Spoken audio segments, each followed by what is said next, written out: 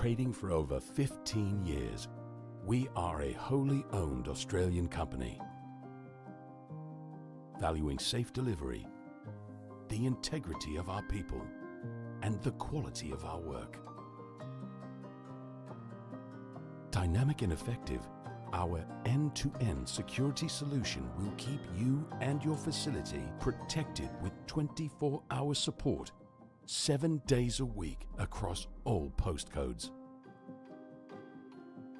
We are out-of-the-box thinkers, providing the latest cutting-edge technology, design and equipment, offering electronic security, perimeter protection, vehicle mitigation, and manufacturing.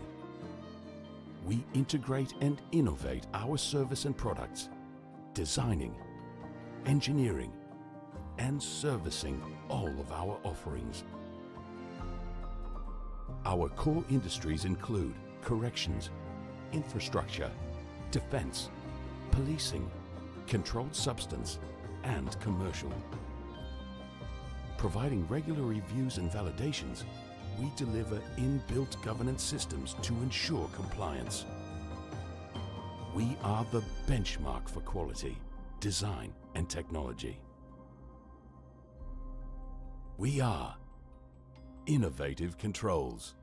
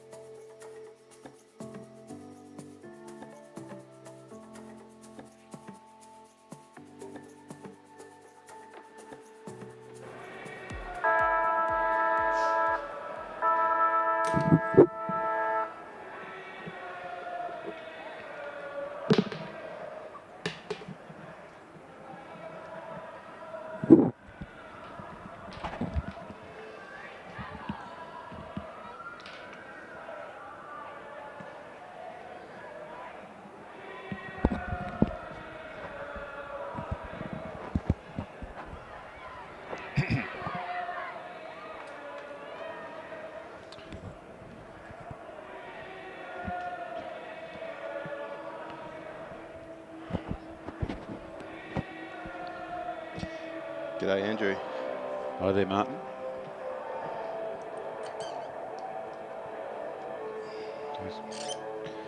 Ready to go, are we, champ? Yeah. Start her off. I'm ready whenever you are. All right. And I'll go in now, eh? Yep. Good afternoon, everybody, and a warm welcome. And when I say warm welcome, it is over 30 degrees here at the home of football in Tasmania, the North Hobart Oval. It is a fantastic day, and we have got the Mornington Peninsula Junior Football League under-16s versus the under-16 Girls Gold from Tasmania. And Martin, we're very much looking forward to a fantastic day of football here at North Hobart Oval. Should be a great game to get the season underway, Andrew, in what is pretty stifling heat for Tasmania. Certainly is, as Tasmania do go forward. They run out hard of the ball. That is Moody coming down from Wynyard, the long trip down, hooks that back over, and there is our first goal by the look of it. That's a lovely shot at goal there, Duff. Yeah, but I will point out it's a Southern Tasmanian team, Andrew. I don't think it's Tasmania, is it? Oh, I think they've just got just a correction on your commentary there. No, they've got one or two girls who have made the trip down just to be part of this. I understand, but you might be quite right. But I'd love to have a look at that one again if we possibly could. As we can see here, just leading out, staying down sort of Charlie Curnow style, if you don't mind, and kept the ball in front, did Ella Moody, and put that one through for a very nice goal, Duff. You're obviously a Carlton supporter, mate, reminiscing from last night. Yeah, it was, and I love the way that Moody attacked the ball there, Duff. She had eyes for it, kept it in front, really lovely soft hands on her part, and was able to bend down below her knees, which is absolutely crucial, and go towards the goal. Now Mornington Peninsula go forward, but there is Stevie Lee Johns from... she's a hard nut as well, Duff. I know she plays down at the Lauderdale Football Club, and there is an infringement and a free kick here to the Mornington Peninsula. What do you reckon? We just call them the Peninsula? It's a bit of a tongue twister for you. It is. I like that, the Peninsula. You happy? I'm very happy with that, Duff. Thank you. As that ball goes wide. Well kept in there by the Gold Girls. Marked nicely on a chest by Bingham. Bingham circles back around, looking for options. Lovely long drive, and why wouldn't you go for Moody? Gee, she's got good dukes out in front of her eyes there, Duff. Rather than Charlie Curnow, I'd say that reminds me of good old Stewie Lowe with St Kilda, the one grabber. Certainly was, as that's a long kick, dangerous at the back. They've got some numbers there. Hooking it back to a dangerous area. That was really nicely done. The sort of thing coaches love when you do the things like that. Bowering was there. She tried to get it round. It was a real team-orientated centering kick there, Duff, wasn't it? Yes, just trying to do the right thing by the side. I mean, back in our day, we used to just blast away. Well, back in your day, Martin, I mean, some of us were very team-orientated footballers. As here we go again. One attempt, two attempts. So well played there by the Peninsula. And it'll be another ball up. I know we've been talking about this game midweek, Duff, with the start of the AFL season.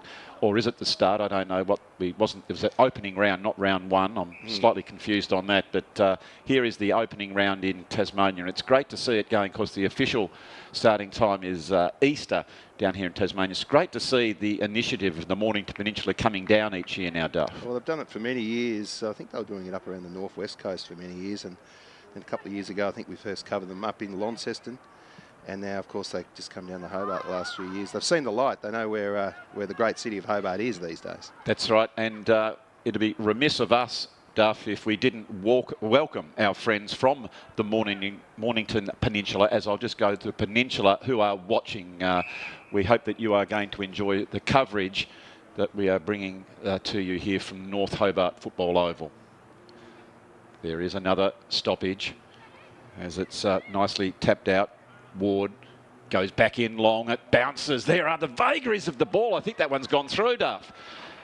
Magnificent. That was the Mirrally Dirren, the off-spinner, or the Gary Lyon, if you don't mind. It went from left to right, and another goal to the under-16 girls.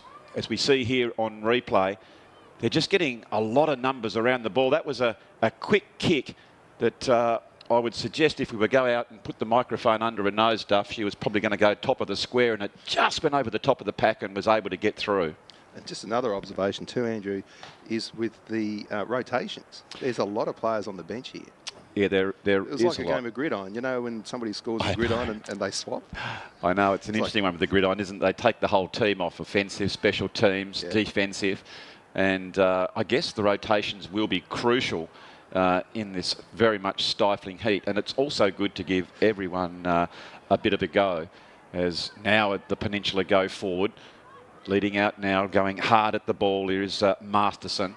She does really nicely to keep the ball in front. She's got a great turn of pace, goes to the inside-out type of kick, as that ball now is inside their 50 for the first time. As I was out there earlier and watching the warm-ups, Martin, the girls look so fit. This is a really interesting thing for me in the female game nationally. We're now actually getting a lot of these young ladies who have been brought up playing football, as of the current female generation, have probably come from a variety of sports, but these young ladies have probably been taught football right from Auskick. So it's really interesting to see the skill level now, Duff. And a lot of the girls are the perfect body size 4-footer. You're right. And you look around, they look very, very strong, very, very fit. What are they, 15, 16-year-olds? Yes. I guess. Yeah, absolutely. So the Peninsula now, with an opportunity that they wouldn't want to waste from this position, as they go back and, I'll put the curse on there, Duff. That was unfortunate kick there. It was Ruby Bowen who went back, and she was, probably 15 metres out. They're the ones you really tried to capitalise on. That ball was kicked out from a lead to Stevie Lee Johns, and it hit her hand, so it will be a boundary throw in. Could you imagine, Duff, if this is your normal football day here at North Hobart? Goodness gracious, it's very, very warm conditions. Well, it does change when you get to June, July in Tasmania. It does, Duff, doesn't it? But it's not very often that I sit up here in the Peter Sharp Tower and have the air conditioning on instead of the heater. And it is a very, very pleasant place to be. Again, to our very dear friends who are watching from the Mornington Peninsula over there in Victoria, our warm hello to you coming from North Hobart Oval, a very historic oval here in the centre of this lovely city of Hobart. And again, the umpire comes through as Charlie Smith from the Peninsula throws that ball back. Ruckman, nice tap out, trying to give them valuable meterage. It goes back in there as Watson. Watson tries to get it over to Amont. Amont is all wrapped up there by Burt. And again, the umpire is going to throw it up, but it's just gone out of bounds, so it will be another boundary throw in. Here comes the boundary throw in. Lovely work there. Just getting a tap out. Goes towards the Peninsula's end, but it has been all wrapped up now. And another ball up. So I think we're going with 15-minute quarters in this game. Yep. Well, I think that's very sensible too, Duff, as well, given that it is very, very hot. I'm not sure if that's reduced, but we'll keep an eye on that as the Mornington Peninsula again. They go laterally to try and open that game up. The speedster there in Shoemaker picks up the ball, comes back inside, goes forward to Burt. Burt can't pick it up, but keeps the ball going towards the Tasmanian end. It's towards the highway end. It's a struggle on top of the ball now, fighting very hard at the bottom of the ball and at the bottom of the pack, and it'll be a ball up. Good passage of play there, Duff, from Tasmania. That's what you need, isn't it? Rebounding footy up the half-back line, just like the Blues last night. Where did they win that game, just very quickly? Well, I just got no idea, Duff, because if I'm to be very honest with you, I left at half-time, went for a stroll, and it was a text from my son in Queensland to say, you must be getting very, very excited, Ando. And I had no idea what he was talking about, and I decided to come back into the lounge room, and to my very good surprise, Duff, they'd got 1 or 7 goals on the board, so it was rather exciting. Now, Duff, I'm being very, very pleased. I can say that we've just been joined in the Peter Sharp Tower with Ben Lawrence, the General Manager of the Mornington Peninsula Junior Football League. Ben, welcome to Tasmania. Yeah, thanks for having me. Great to be down here, and you've clearly turned the weather on for us, which is really good. No, Ben, this is just a normal day. What we normally do is we're trying to keep you mainlanders out. We perpetuate the myth that it's cold and wet, and this is just a normal day down here in Tasmania. Very good, mate. I can tell you that I'm happy to be inside and, as opposed to being out in the sun, that's for sure. So I'm going to look forward to your comments as we go on. It's fantastic that you're here. We've got Ben and Duff as well from all those years as Mornington Peninsula now. They get their hands on the ball as they try and get inside their 50 again. They looked very dangerous a minute ago, but Tasmania get behind the ball with the numbers there. Well held up by Peterson, and she will hold that one up, and it is another ball up. So, Ben, tell us a little bit about the tour and why you think it's so important that this sort of tour is for the kids there of the Mornington Peninsula. Yeah, for sure. It's a tour that we've been running as a league for 8 years now. It was started by some really good people who are really committed to developing the youth on the peninsula. So, yeah, we're really proud as a league to be able to facilitate an opportunity such as this. It's great to get down here to Hobart. We've been to Launceston quite a number of times and to Hobart the last 2 years. And, yeah, the group really loves this oval. It's obviously a very historic facility with lots of story. We've got Paul Hudson coaching our boys team, obviously, so he's been really good with the group, just trying to educate. And obviously, yeah, Tassie's a very rich football history in Tasmania. So we're really proud to come down here and try to play a role in educating our players, but also providing an opportunity for them to develop as a group. So a really exciting opportunity for them to come down here, and we're happy to be here for the 8th time as a league. It's fantastic, and we're just seeing there, nicely done by Peterson on the half-back flank. Just, if I can, so the participation rate in the Mornington Peninsula, how many children come under the banner in that league? Yeah, we tend to flatline around 3,000. So we're quite a small league, made up of 14 clubs, split over three regions on the peninsula. So we've got some small clubs and we've got some powerful clubs, but one thing that's a pretty recurring theme for our league and our clubs is very hard-working volunteers, a great community-minded spirit. We love our footy on the peninsula and in Victoria, obviously. So, tours like this are just an opportunity for us to showcase our talent, but also showcase our love for the game and our community's love for the game as well. Fantastic work. So here's the Tasmanian girls. They get that back inboard. It was Alice Bowering there who goes towards the goals. And I'll tell you what, that's a pretty nice looking shot. Gee whiz, that's from a very, very tight angle. And she's put that one through. We might get a look at that one. Gee whiz, the football, I was just saying before, Ben, these young ladies look very, very fit, don't they?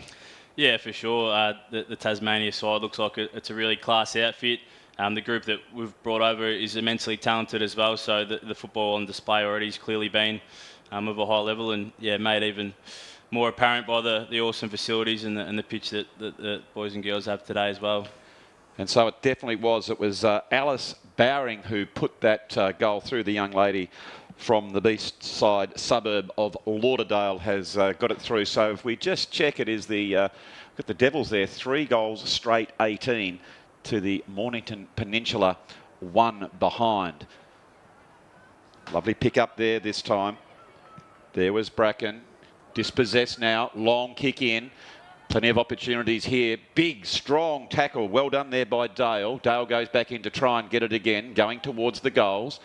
Got an opportunity now if they can pick it up. Very challenging conditions over there, as we've said. It's very, very warm. A lot of pressure being applied as that one's gone towards the goals and just offline and through for the minor score. Yeah, Duff was just talking about a minute ago, Ben, I think that one of the crucial things is that interchange bench and rotations, especially in these conditions. Yeah, for sure. It's quite a warm day. The girls have the first game, so probably an opportunity to get out of the heat. We don't have a full bench in this team, and it's good to see that the Devils have loaded up with a 13-person bench. It's amazing, isn't it? It is, yeah. It would have been probably good to know that prior, but those are the challenges that we deal with in facilitating opportunities like this, I suppose. Yeah, I think they were keen to maybe give so many girls the opportunity to have a bit of a run, as there's a strong tackle being laid there by Bingham. And, oh, no, it's just a touch high, as the umpire said. So well done there to the Mornington Peninsula for standing up really tall. Then there was Bracken on that half-back flank.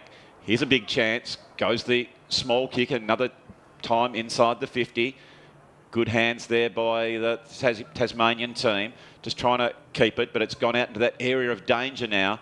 So they see their way clear, and well played there by Murfitt. Murfitt goes to the safety of that boundary line, and indeed it has gone over, and a throw in. I would imagine, Ben, when this game finishes, a quick trip across the bridge and find yourself at Belrive Beach just to get that cool off might be the order of the day. For sure, mate. I'm sure it's a very lovely spot. Here they go again, the Devils, well picked up. Long, raking kick, and that kick there, I think, Ben, just amplifies where the female game is going. That was a beautiful, long kick. I was just saying before you came into the box, these young ladies, look at that ball, that's bounced right on the line, and it's been touched, has it, or told to play on? Gee whiz, almost went through. But what I was just trying to get to say, Ben, these young ladies are coming from a generation that have probably been brought up in football, unlike, with no disrespect to our AFLW players. Some of those young ladies have sort of come from a variety of different sports, but these girls have probably right from the Auskick or under eights and coming through. So this generation is going to be really interesting to watch.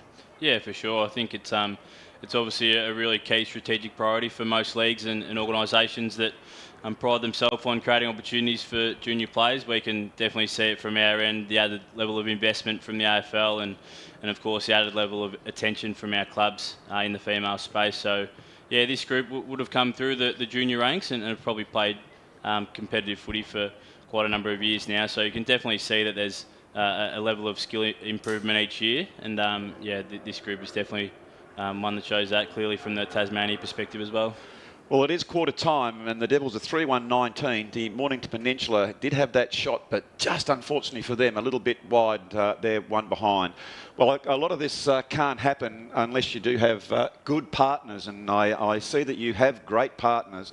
Initiative Controls, New Balance, Bowens, the Builder's Choice, Speak Share, Bell Property, Night Sport and Hip Pocket Workwear and Safety on the Mornington Peninsula. So to all those wonderful, wonderful companies, we would say a thank you for making the journey possible. So it is quarter time, the Devils 19, Mornington Peninsula 1. We're going to take a break and we're back at North Hobart Oval very shortly.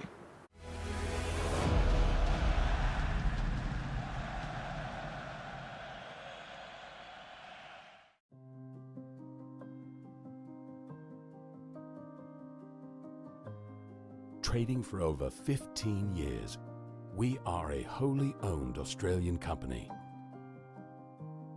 valuing safe delivery, the integrity of our people, and the quality of our work. Dynamic and effective, our end-to-end security solution will keep you and your facility protected with 24-hour support, 7 days a week across all postcodes. We are out-of-the-box thinkers, providing the latest cutting-edge technology, design and equipment, offering electronic security, perimeter protection, vehicle mitigation, and manufacturing. We integrate and innovate our service and products, designing, engineering, and servicing all of our offerings.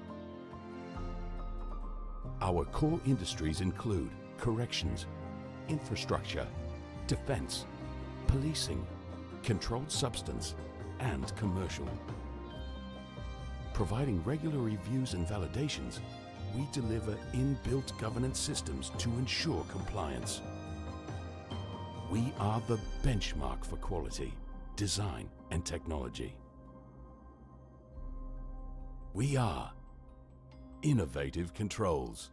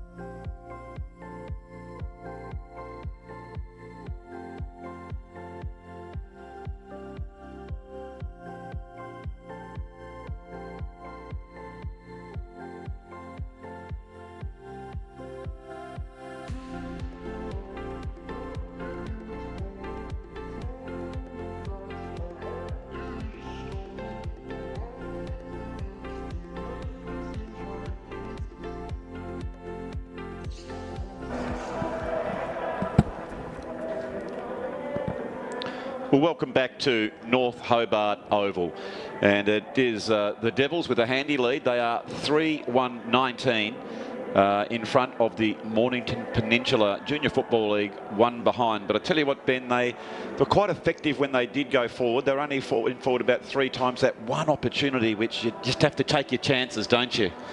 For sure, that's football in a nutshell, I suppose. But hopefully we can get on the attacking side of it this quarter. And yeah, the girls look pretty slick when they have the ball in hand. So fingers crossed for some deeper entries and maybe some shots on goal. Okay, so it is 15-minute quarters as, again, the Devils go forward. A nice lead out there by O'Rourke. O'Rourke can't quite bring it down. It was lovely defence there. I think that might be Pezic for the Peninsula. Does a nice job there moving that ball very slickly. Gee, an evasion there by Molly Edmond. And she squares her shoulders up. She just reminded me there of Gary Ablett Jr., the way she just moves so lowly, so low to the ground. And I love the square shoulders, and put it through for what was another very, very nice goal there for the Devils. They're running in really good numbers, aren't they, Ben?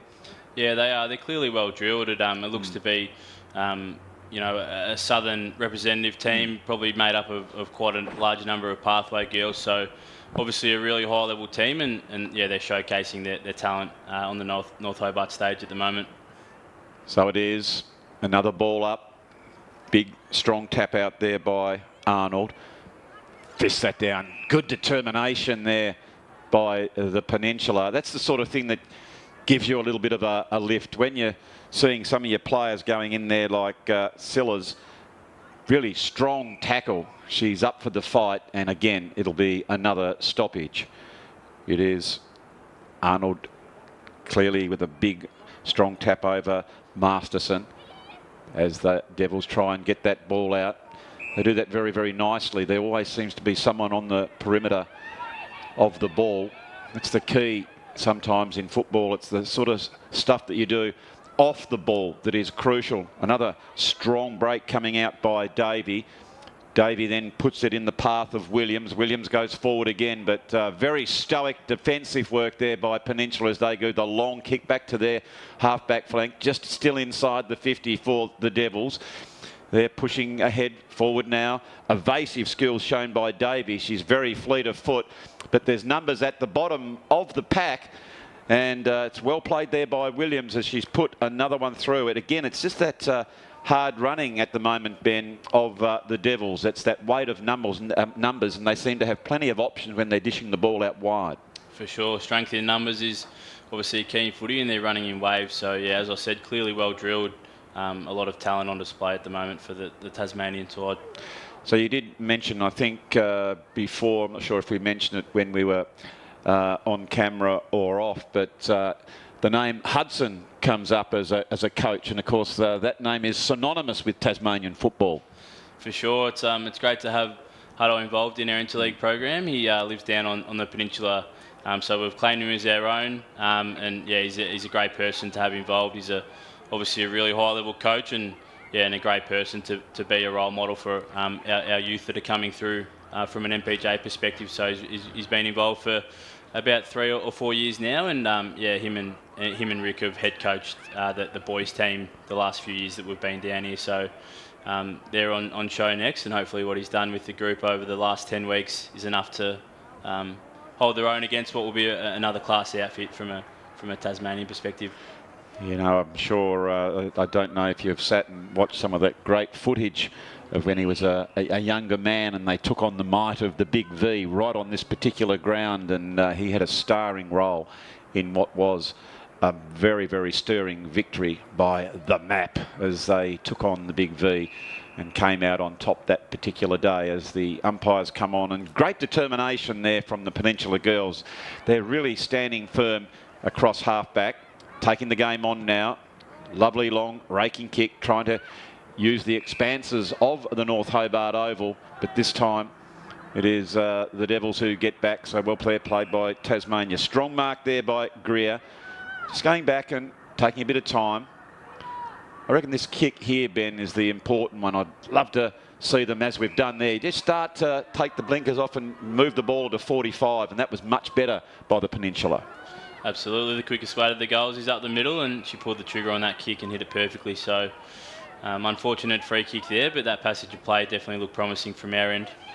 And there we did mention, it was interesting, my first co-commentator in Narton Duffy said the Tassie team looked more like a gridiron interchange bench. It was the whole team that came on, the special teams. It's as they are rotating very, very quickly. Of course, that can be an advantage, of course, in that you get fresh legs, but sometimes I reckon, Ben, it can be a disadvantage in confusion and getting that lack of consistency of being on the field. So it's 50-50 in a way.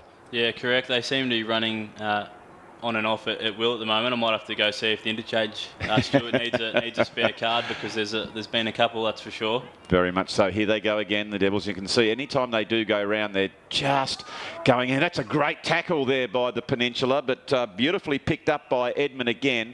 And some of the tackling here by the Peninsula girls has been right from the top shelf, Ben. You'd be very, very pleased to see how they're going about their footy. Absolutely, they're fighting hard, and I think that's probably a spirit that's synonymous with our league and our community on the Peninsula. So it's good to see the girls continuing to fight hard in difficult circumstances, obviously playing a really class outfit in Tasmania. So fingers crossed we can get a few passages of play here and start to attack the game.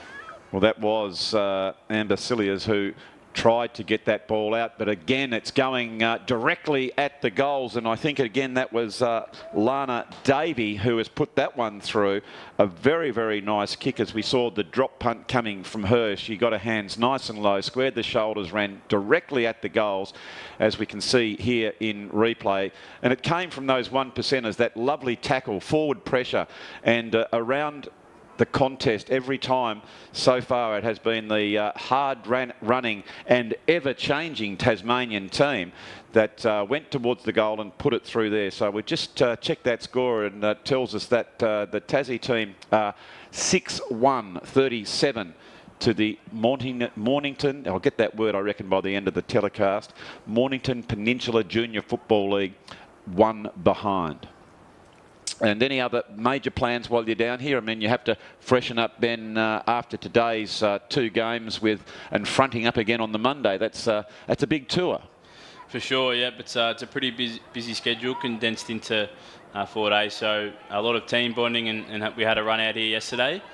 Brilliant. And then tomorrow we head out to Port Arthur and have a look at that historic site, bring them back here, have a light run, and then reload again for Monday in what should be another cracking contest. So really excited for the next few days. The group was quite quiet last night. Everyone's tired from the travel, so hopefully it stays that way over the next 2 days. Oh, you want to tell them if anyone plays up, we'll just sort of lock them up and keep them down there in Port Arthur. It's a beautiful part of the world. It's again, it's up peninsula, like your very good area down the Tasman Peninsula. There's the tallest sea cliffs in the world down there, some stunning beaches at Eaglehawk Neck, the Blowhole, and then make your way down. You can even pop in and see one of our famous Devils at the Unzoo at Turana, and then have a look at that historic site. So I hope you have a cracker of a day down there as that ball is thrown in. Well picked up by Tassie as they make their way forward. That was Johns.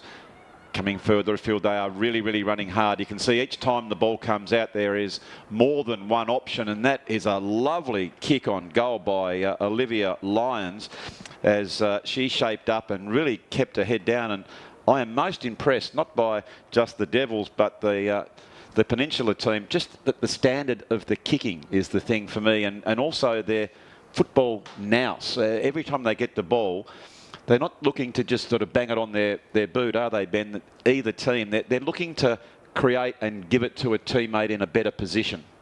Yeah, composure is really important. I think just from what I've seen and what we've obviously both noticed is that the skill level's been really high, and as Hutto likes to tell us all, actually, coincidentally, kicking's obviously the most important part of the game and always will be. So it's great to see that the girls have obviously put a lot of time and effort into developing those skills, similar to our boys squad, which they've been working on the last sort of 10 weeks. So it's great to see it come into action today. Very much so. And what have we got? 5 minutes 50 odd to go in this quarter, and it is the Tassie team 7-1-43 to the Peninsula, one behind. But they have been pretty competitive with some really lovely tackling, but it's just, again, Tasmania as they rush towards the goals. That might have been Williams and just put it onto that near side. And it'll be an opportunity for the Peninsula to set up an assault on their goals. They decide to play on and come out towards the Peter Sharp Tower. Goes over the back. Here's a big chance. Lovely hands there taken by Bowen. Bowen towards directly straight down towards that centre half forward position. Here's a chance if they can get it out wide. Oh, good strong tackle there by Amont. Amont then just loses that possession, and again it's Johns who comes further afield. Big strong tackle. The umpire says let's have that one play on. Watson picks it up for the Peninsula, and this particular time a little bit stiff, the playmaker. I just love it when that person is prepared to go and get the ball, gets a little bit of favour there, Ben. I can hear you just sort of a little bit of a sigh there that maybe she was a bit hard done by, but just held that one a little bit too long, or didn't handball it or kick it according to the umpire, and she was penalised. But I certainly do like to see that the ball player gets the reward more often than not. No, for sure, I can appreciate that. It's just hard to take the goggles off from my end. I'm only looking at one team out there. So I think on this particular occasion it is Atkins who is going to go back and have a shot on goal. She's just making sure that the old laces are done up nicely. And the interesting thing as well here, Ben, is that it has been all single goal kickers so far for the Devils. I think there might have been an infringement, but the ball has already sailed through, or has it? Maybe I'm not sure on that one, Ben. Maybe she did miss. Let's have a look here. I'm just a tad confused. And so are the players. So it's actually gone to... Is that another player, or is that still the same player? It is Atkins. Okay. Well, whatever happened, whether she got the first one or the second one, it is a goal, and it is Tasmania who now have moved on to 8-2-50 to the Peninsula, one behind, and it is Williams, Edmund, Lyons, Davey, Ward, Atkins, Moody and Bowering, one apiece. As we have a look here on the replay, she's coming in here now. Obviously the umpire has told the defender there to stay very, very still and just come over the line. A hard lesson learned, and I might suggest, Ben, that won't happen again. Hopefully not. Very hard lesson. So with, 2 minutes 42 to go until half time. Again, to our very dear friends who are hopefully watching from Victoria, we send our best regards from Tasmania, as it is a hard-fought ball. And now here is an opportunity for the Mornington Peninsula to have an assault on their goals. Just going back, looking for a bit of a lead. Nothing on offer. So deciding to spread that ball wide, needing someone with pace. And at this stage, it is Stevie Lee Johns who runs to the ball, picks that one up first, and is beset on there by a couple of Peninsula players. And again, it'll be a stoppage over near the Georgie Miller stand. That stand over there, Ben, the George Miller, absolutely looks historic. In fact, that was burnt down and did a great job on the restoration. It's been built exactly how it was back in the day. But as you can see, it's a beautiful, famous old ground. Beautiful views here. You can cast your eye down and see the harbour, and it goes back up to the Tasman Bridge, which is the Derwent River, and then out to sea through Storm Bay and the Great Southern Ocean. So it's a very, very picturesque city, and also Mount Wellington just out to the west, as the Mornington Peninsula now making an assault going forward, picked up by Tasmania, and again leading out nice and strong, taking a very, very good mark. Getting back off the mark quickly. Good effort there, well played there by Cilliers. She's been determined, and if it wasn't for her, I reckon that Tasmania might have had a couple more goals. She's a very, very good player. Now it comes out wide, and each time it does for Tasmania, they have plenty of support, which I like their work off the ball. Big long kick, it comes further than the Peninsula players thought. They overrun that one. trying to burst out now. I think that might have been Moody. Moody goes and centres that ball to the top of the square. Which way will it bounce? Tasmania, fleet of foot right at the bottom, and it's forward. It's a toe, that one, and just gone through. So good pressure there by the Peninsula. I thought that was going to be another goal to Tasmania, but they'd be able to hang on. So it's getting very, very close here at North Hobart Oval to half-time. As the Peninsula with a lovely long kick, looking for Price, comes over the back. She just batters that ball, trying to get some valuable meterage close towards the boundary line, and indeed it has gone out, and again it'll be a throw-in.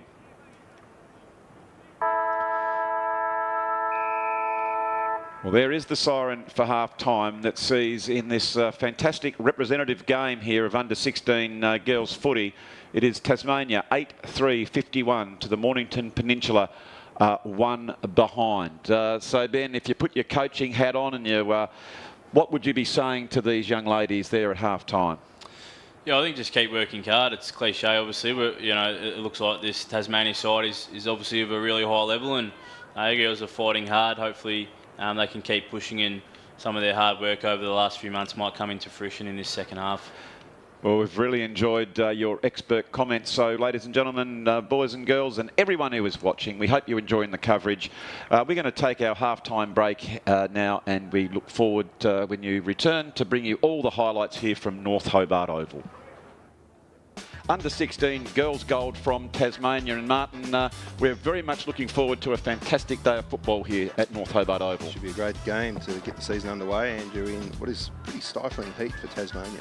Certainly is, as Tasmania do go forward. They run out hard of the ball.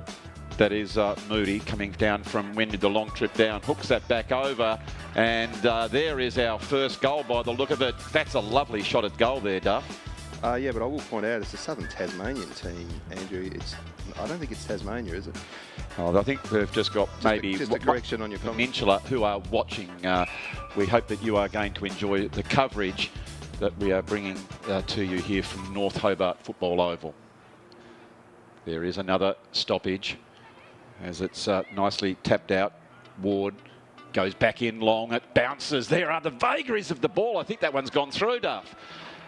Magnificent. That was the Mirrally Dirren, the off spinner, or the Gary Lyon, if you don't mind. It went from for the game and our community's love for the game as well. Fantastic work. So here is the Tasmanian girls. They get that back inboard. It was Alice Bowering there who goes towards the goals. And I'll tell you what, that's a pretty nice looking shot. Gee whiz, that's from a very, very tight angle. And she's put that so many girls the opportunity to have a bit of a run, as there's a strong tackle being laid there by Bingham.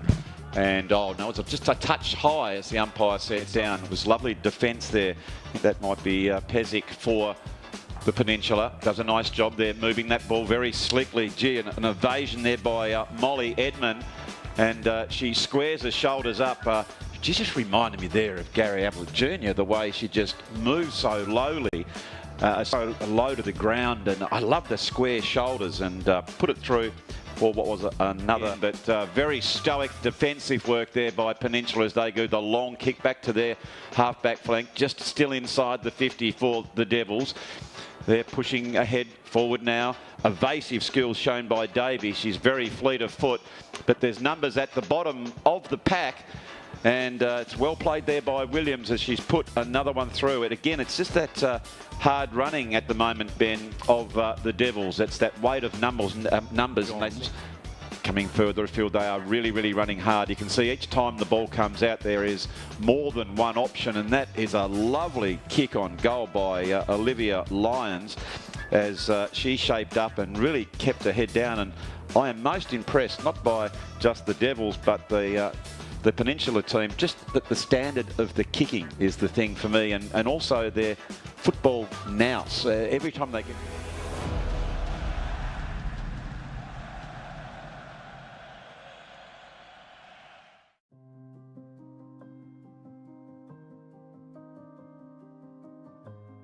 Trading for over 15 years, we are a wholly owned Australian company, valuing safe delivery, the integrity of our people, and the quality of our work. Dynamic and effective, our end-to-end security solution will keep you and your facility protected with 24-hour support, 7 days a week across all postcodes. We are out-of-the-box thinkers, providing the latest cutting-edge technology, design and equipment, offering electronic security, perimeter protection, vehicle mitigation and manufacturing. We integrate and innovate our service and products, designing, engineering and servicing all of our offerings. Our core industries include corrections, infrastructure, defence, policing, controlled substance and commercial. Providing regular reviews and validations, we deliver inbuilt governance systems to ensure compliance. We are the benchmark for quality, design and technology. We are Innovative Controls.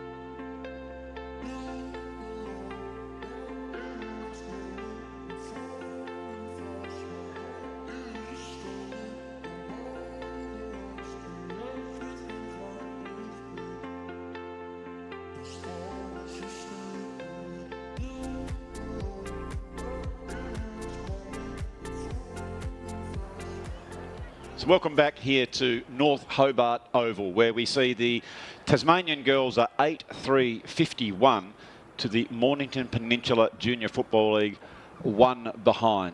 So far it's been a very, very good performance by the Tasmanian girls.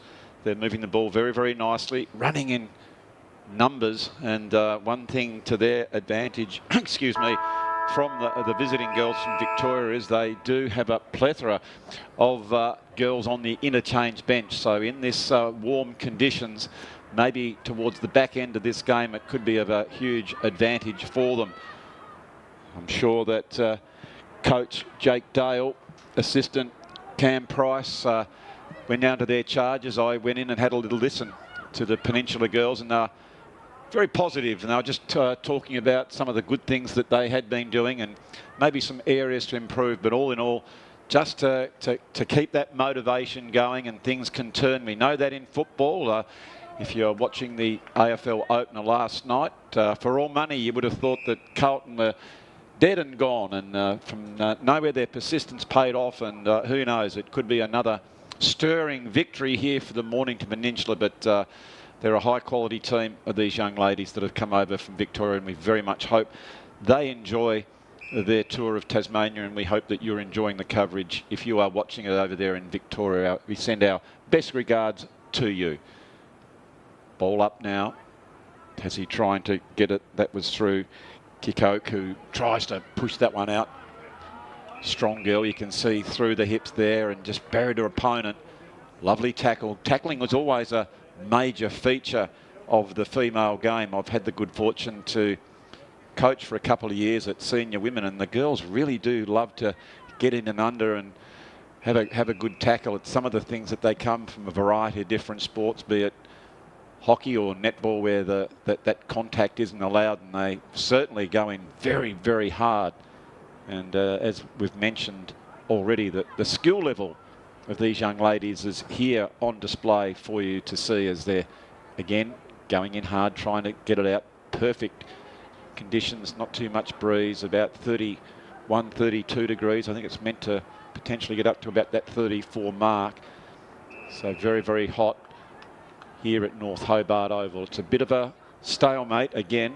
Tasmania 8-3-51 to the Peninsula. Just that solitary behind, but again, they've been very, very stoic so far. They've done very nicely across their half-back. Just when it gets down to that full forward area, they've just been a tad stagnant. As here come Tassie now as they pick it up. Well played there. It was Davey who gets that quick kick, and each time the ball does come out, you can see that Tasmania at the bottom as they go. Well, brilliant tackle there. What about that rundown tackle, Duff? Oh, yeah, that's what you want to see by the defender. He's all set to get a goal there, and great tackle, Hoppy. Yeah, Cilliers was the tackler, and I know that's one of the things that we absolutely love in this game. I'm not sure if that ball yet certainly has been touched, but it's one of the great highlights, isn't it, Duff? I know you and I are veterans of the caper, but when you see those high marks, or someone that just never gives up and chases someone down, it certainly lifts the team, doesn't it? Oh, yeah, absolutely. Inspirational. All you want to see now is just a bit greater effort, I'd say, by the Mornington girls, just to try and get back into the general contest just in moments like that. And that's the sort of thing that really does lift. You sort of think to yourself, have I got anything left? If it's good enough for young Amber Cilliers to run down, what can I do to improve the team? It's just simply now contest by contest. Don't worry about the scoreboard at all. Just be in the moment and be in where the footy is, and do your best around the old onion. And here we go now, and it is the Peninsula who have been rewarded for that tackle. Standing on the mark was Atkins with the big arms, just doing that 1%ers, and as has been the case through the majority of the game, each time the ball hits the ground, there seems to be 2, 3 and even 4 of those Tasmanian girls, Duff, running in numbers, so they've got plenty of options to dish it out wide, haven't they? That's right, Op. And the other message is just to never give up, unlike yourself at half-time in the AFL last night. You went for a long walk, I understand. I did go for a long walk. I think that my lovely, long-suffering wife thought I was missing in action, Duff, and wasn't going to come back until I got a text from my son who was watching in Queensland, who just sort of thought I must be getting somewhat excited. I thought, why would he think I'm getting excited about getting beaten by 50 points? By the time I come back, Duff, they just kicked a goal, and right in front of my eyes, the mighty Blue Boys were back within a goal. So it was very exciting. That's that persistence, isn't it? Yeah. Just never give it away as Tasmania running. That's a good tackle there. Again, it's been a feature so far by the Mornington Peninsula girls, Duff, is they're being very stoic across the half-back flank. I reckon that could have been a little bit higher, the score, if it wasn't for some of the girls, especially like Amber Cilliers, who's been just tremendous for them. Yeah, but just haven't been able to get it past halfway, have they? No, that's where they've been challenged, as running back there was Dale. Does a really good job, and it's that kick there under enormous amounts of pressure that only goes as far as Johns. Johns drives that ball, looking for one of her attackers coming out. It was Milne. So now it's just steadies, goes back in, leant back on that one, and a missed opportunity there for Tasmania, and only the minor score. So we've on the 5 odd minutes into this third quarter, trying to get a valuable couple of metres, goes towards that half-back line. Tuxworth driving it towards the leader there in Milne. Good spoil by the Peninsula girls. But it's that kick there under a little bit of pressure, isn't it, Duff? Oh, Every time that the Peninsula girls do get it, and they're getting a good part of the old footy, but every time they are under pressure, here's an opportunity, they pick it up. And even that one, they pick it up, and there is 3 or 4 girls from Tasmania who have made really, really good positions. So it's Broadbent. Sorry, that's not Broadbent, that's Diprose. Diprose on the big scything left foot of great distance. Great pressure there by Milne. Don't you love your forwards to be showing brilliant pressure there, Duff? Not only leading out and trying to take the big mark, but as soon as the ball hits the ground, is to chase hard. You know, you wouldn't see that in your day, Duff. Settle down. You know, your job was just to take the mark and then run back to the square. But this young lady here did that beautifully, was Milne. Quite a tight angle, and indeed has gone to that near side and through for another behind for Tasmania, which sees them go to 8-6, 54 to the Mornington Peninsula, 1 behind. They kick that one long. Again, outside the 50, but I think it's going to come back in. Oh, there you go, going the wrong way. Murfitt, she was good enough to recover. I think the good communication there by some of her teammates saying you got the wrong way there, and she's quickly headed back towards the right direction, but not before a tackle has been applied by the Mornington Peninsula, and it's going to be another ball up. Good play here by Tasmania. Of course, a great deal of excitement in football in Tasmania at the moment, Martin, with the 18th. Is there really? Being the date that the official launch of the Tasmanian senior team. And what do you think they might be called, Martin? Hang on, it's not the official launch, is it? Or is it just the name of the... Well, the official launch of the name and the logo. Okay. But is the team actually going to, you know, get across the line, and are we going to get a stadium? And gee, there's a bit to play out there, isn't there? Well, there is, Martin. But it's clouding the whole 18th of March, if you ask me.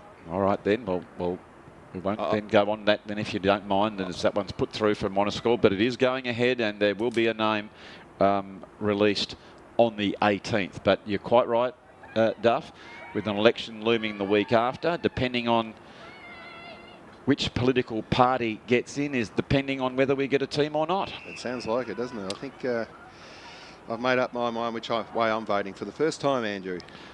Well, I'm very pleased. We won't give any political, but we do know that if you are voting blue on the Liberal side, there is a team. If you're voting for anything else, except for 1 or 2 independents, there won't be a team. It's as simple as that. Can't be much clearer than that, because I think the Labor Party have said they're going to negotiate, and there is no negotiation to be had, Duff. The decision's been made. It's quite clear as we can see that go out. So let's hope that that once in a lifetime opportunity to see a team in the national competition, a competition, Duff, that Tasmania has such provided so many good players, and indeed I think 4 out of the 20 icons come from Tasmania. The greats, your Peter Hudsons, your Royce Harts, your Ian Stewarts, your Bulldogs, they've all come from Tasmania, and legends of the game. And finally, AFL has given us the opportunity with the 19th licence, and let's hope that some of these young ladies that we're seeing here in the yellow Guernsey are able to run out for a Tasmanian team in years to come. And that's right, and it's be it AFL or VFL. I mean, we shouldn't forget there's going to be a second level side as well, Andrew. It's very important to the whole setup of the footy.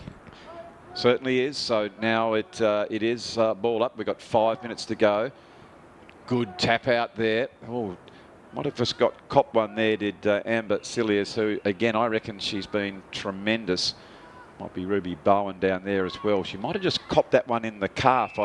If we can see here on the replay, yeah, just did cop one there, Duff. I think it was Bowen who just got that one in the calf, and that could be a nasty stinger.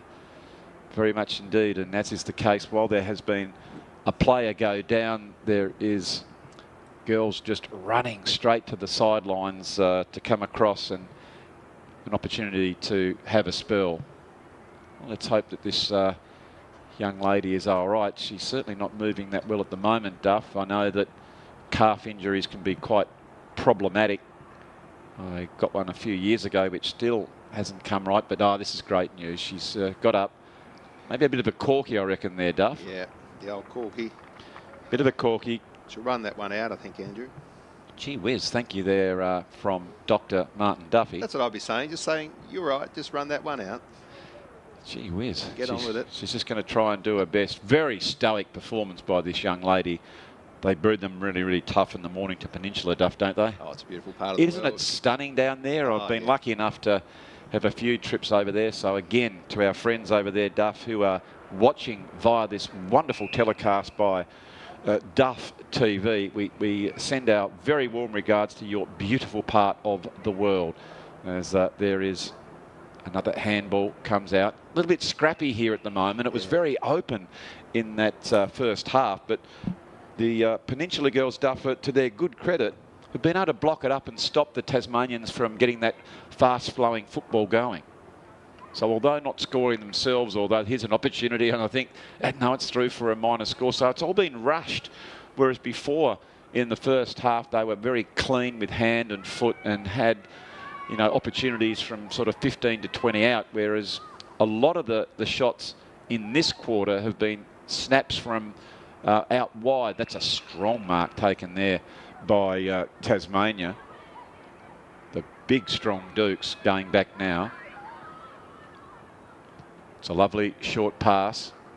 Again, look at the marking overhead, Duff. That's a great quality, isn't it? Great footy nous there with that pass, just to pop it up, just to put it in front of the player that was presenting. That's great footy.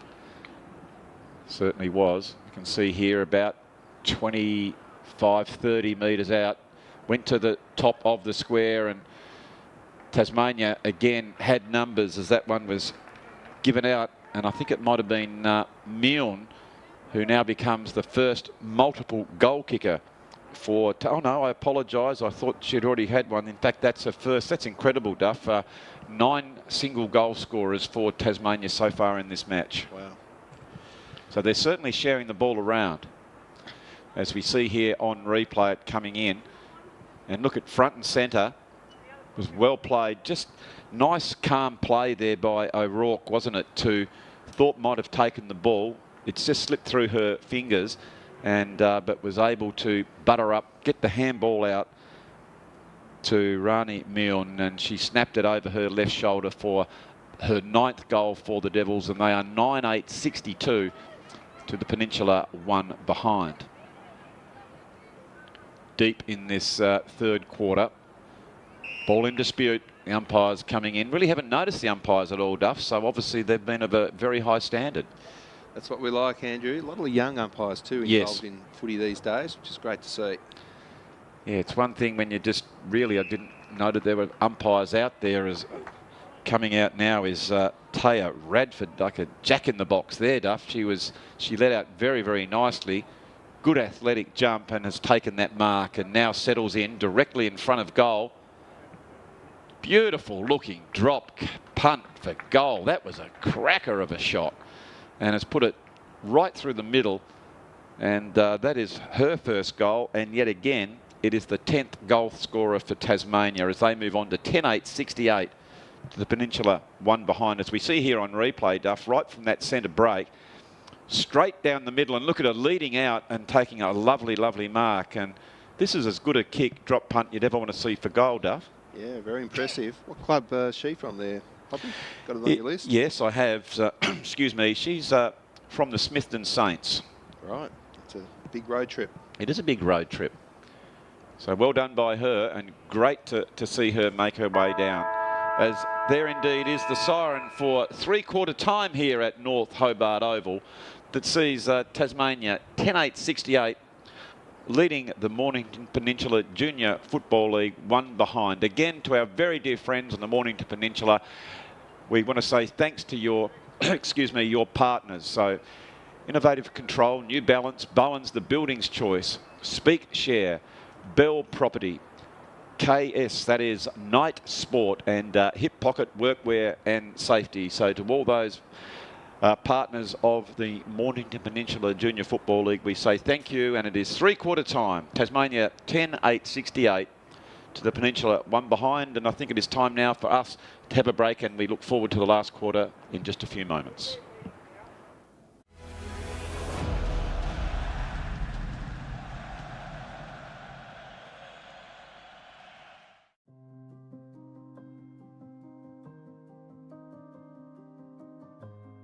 Trading for over 15 years, we are a wholly owned Australian company,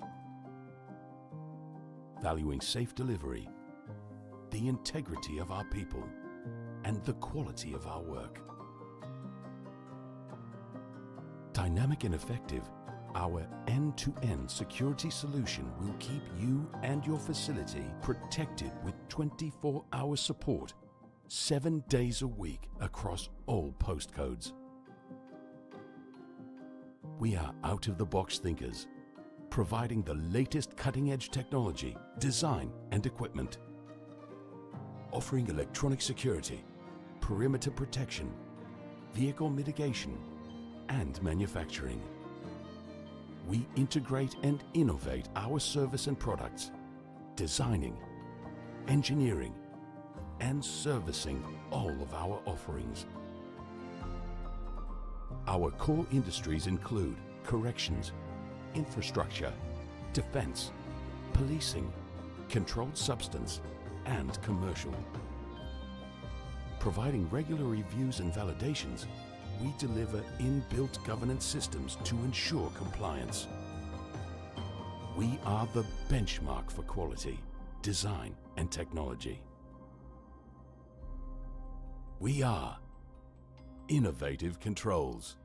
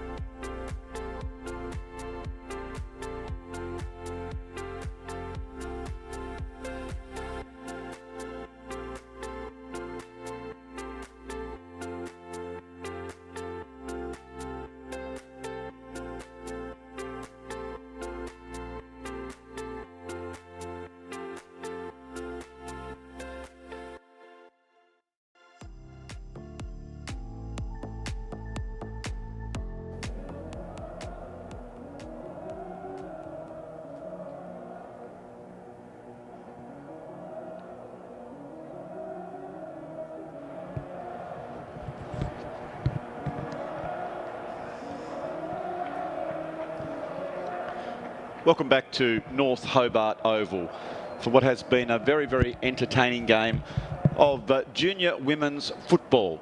A very, very high standard. It's been the Tassie team so far that has had the better of it. They are leading 10-8, 68 to Mornington Peninsula, 1 behind. Umpire gets us underway for this last quarter. There was a lot of enthusiasm down there at the huddle for the Mornington Peninsula, which I thought was just fantastic. Very, very good coaching, I would have thought, by Jake Dale. It was very positive, just telling the girls, let's give it our all for this last 15 minutes.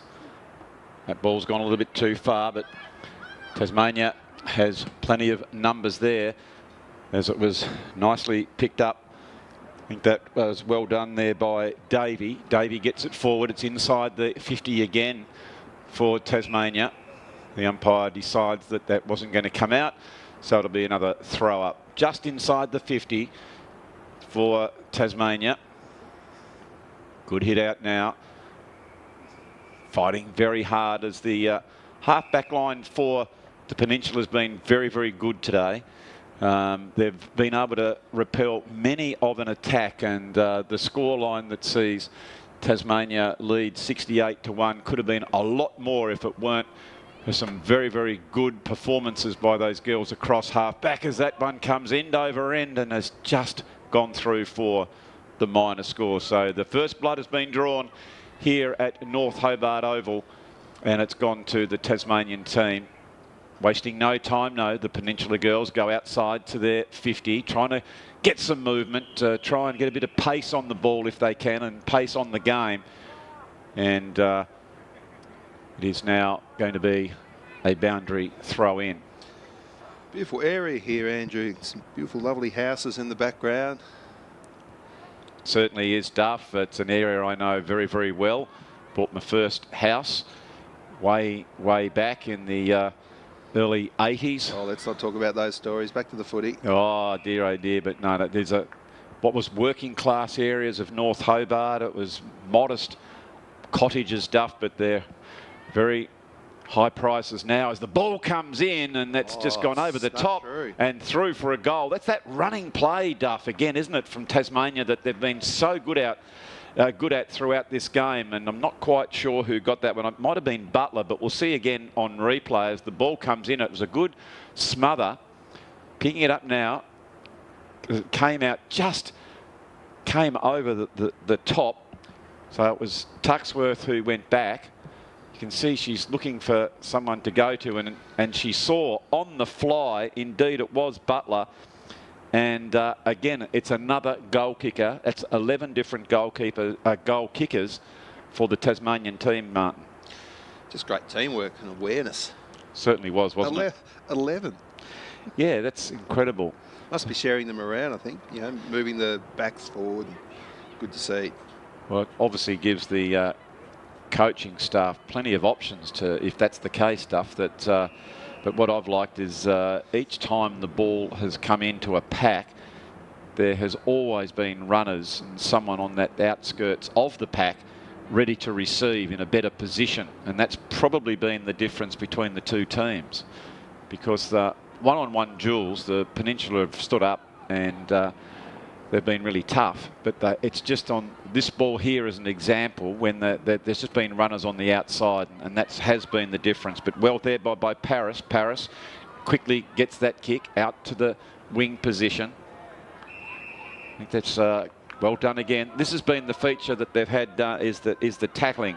Watson takes a bounce, just got ahead of herself there as it just got away from her, unfortunately. And it's who's that there? That might be Kickoff for Tasmania across half back, and it's going to be disputed, and again it will be a ball up. One thing out there, Duff, which is very unusual to say, I reckon it's almost time to have these girls have caps on and very, very thick zinc cream, isn't it, with its sort of 30s or mid 30s, the old slip slop slap.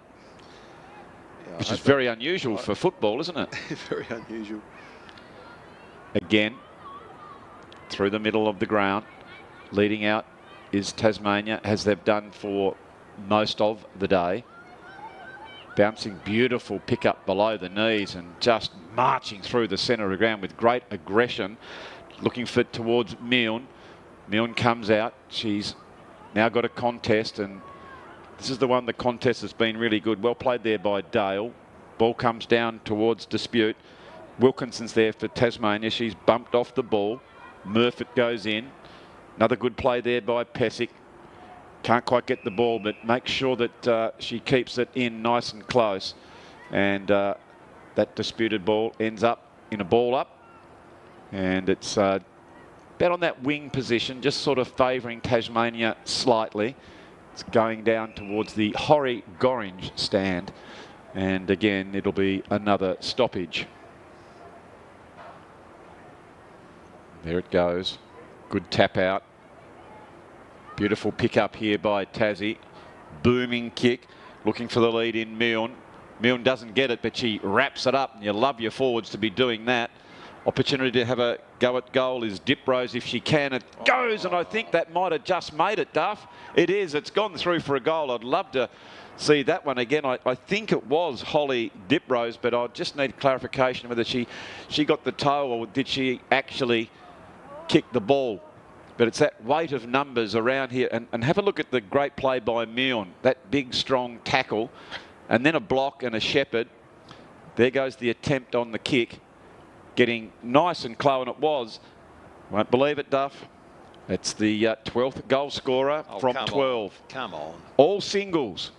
Absolutely magnificent play there by Tasmania. They are sharing the ball around. Must be some sort of a record. 12 goal kickers. I'd put it to you, if in a score of 12-9, to have 12 different goal kickers. We'll have to quickly go through the record books. So I'm just looking through. In fact, Duff, you're quite right. In STJFL, it is a record. Is it really? Yep. Oh. We've got the record here at North Hobart Oval, the home of many a great contest. And again, it's great to see the next generation of footballers plying their trade on what is magnificent conditions here. And we also thank the North Hobart Football Club for hosting this event, Duff, over the weekend. Breaking out was done. Big long kick. Leading out was Tuxworth. Tuxworth goes back in. Good hands. Here's a chance now for Tasmania as they bounce that ball going in towards the goals. It won't make the distance, but again, they're trying to keep it in, but it's just beaten them. And so it will be a boundary throw in. But so far, again in this quarter, it has been Tasmania that are still pushing. They've just got the foot on the throat, Duff, and they're just not letting the Peninsula girls up at all. They are very determined to keep the pressure. As that's a good smother. Running hard now is Williams. Over the ball, ball in dispute. And ball up. Good crowd gathering as well. I think most of them know Duff are in the shade of the Dougie Plaister stand. And why wouldn't you be? It's not too many people. And also in the old Roy Kazali stand over there. And all the stands have got people in them. And they're trying to get as much shade as they possibly can in what is quite oppressive conditions. It has just been so dry, and indeed so dry for our friends on the Mornington Peninsula who are watching. It's the highest or the driest conditions we've ever recorded in Tasmanian history, Duff. Is that right? Correct. I know we had, I think, 5 mils of rain in Hobart in February. We usually get 39. So, well, there you go. We just saw then it was 32. Well, we've got 7 acres down there at Cremorne, Duff, and it's a dust bowl. There's the old rabbits of they're eating anything and everything they can get their hands on. We've even got the indigenous Lamandras are really struggling. Some of those are dying, so it's really dry. But talking of skillful football, that was great play by the Peninsula, but the kick unfortunately just was cut off. And here they go again as Murfitt comes out. She isn't able to pick that one up, and that's because Paris is applying great pressure. Handball by Price. Now gets it out to the running player in Amont. Amont now for the Peninsula. Good tackle by her, going back in to get it again. They just got that never give up attitude, the the Peninsula girls as they're fighting very, very hard. So, of course, we do have another game, Duff. We've got the boys coming in after the young ladies, and it'll be very, very interesting. Of course, one of the great Tasmanian footballers in Paul Hudson is coaching the Peninsula team. Hobart. Yep. So I know he lives down that way now, and he's been the coach for the last few years. So it'll be fascinating to see how the young men go about their work. Paul's the same age as me. In fact, quick story, true story. We played on each other in a Tassie rep game once. You know, Eastern Shore versus Western Shore. Oh, yes, Duff. And how did you go? I lasted 10 minutes. Clarence High School was the venue. It was about this time, you know, 35 years ago. Yep. And he snapped 2 quick ones on me. So that was enough. Between you and Hutto, how many AFL games between you, Duff? Well, I think he notched up 268 or something. All right, so 268 between you. Yeah. I was definitely making up the numbers in that rep game. Oh, no, you were a very good player for Warrane Grammar, though, Duff. Oh. I know. And then you went on to have some great highlights in the underage, but unfortunately, as I've said before, didn't quite have the ticket to go on to senior company. Not quite to Paul Hudson's level, I don't think.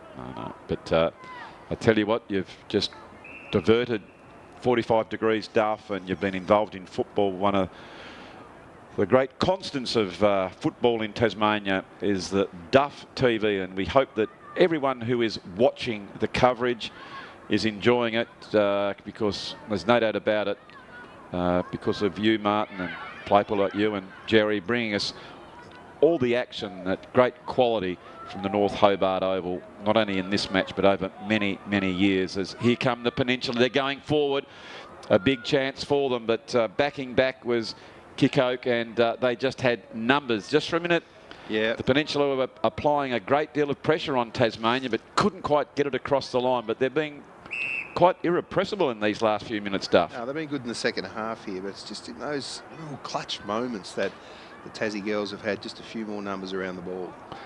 Indeed they have. Good tap out there by O'Rourke. They've got numbers, just hit the knees on that particular occasion. Bending down is Butler. Butler has been deemed to had an opportunity to get rid of that one. In fact, that was free. And now well played there by Pezic. She gets it towards that 50 arc. Tassie do a good job as they mop that one up, going close towards the line indeed. I think it's just gone under the hands of Smith, and umpire will throw this one. This young man here, Duff, quite done a good job as well. They've done terrifically well, the umpires, in the first game of the season down here in the juniors. Here they go again. That was Paris, just knocked off the ball as they went for the kick.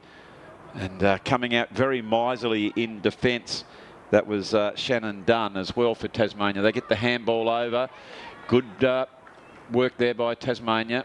Beset upon, and as soon as the ball hits the ground, look at them. They really go in hard, don't they, Duff, these young ladies? Just a little bit too high on that occasion, and it's going to be a free kick here to the Peninsula. Can they shark a goal? Oh, wouldn't you love it? 2 minutes left. So here is Greer. We can sense the bench for the Peninsula. They're urging their girls on. Oh, that comes over the back. They are a chance if they can take the mark, and they do. They go back now. Might be a little bit too far out, but Masterson, Duff. I do the old play on here. Here she goes. She gets momentum going. She's got the pass, and just goes a little bit over the top. And Kickoff there did a very nice job to keep her eyes on the onion, and now she kicks it wide.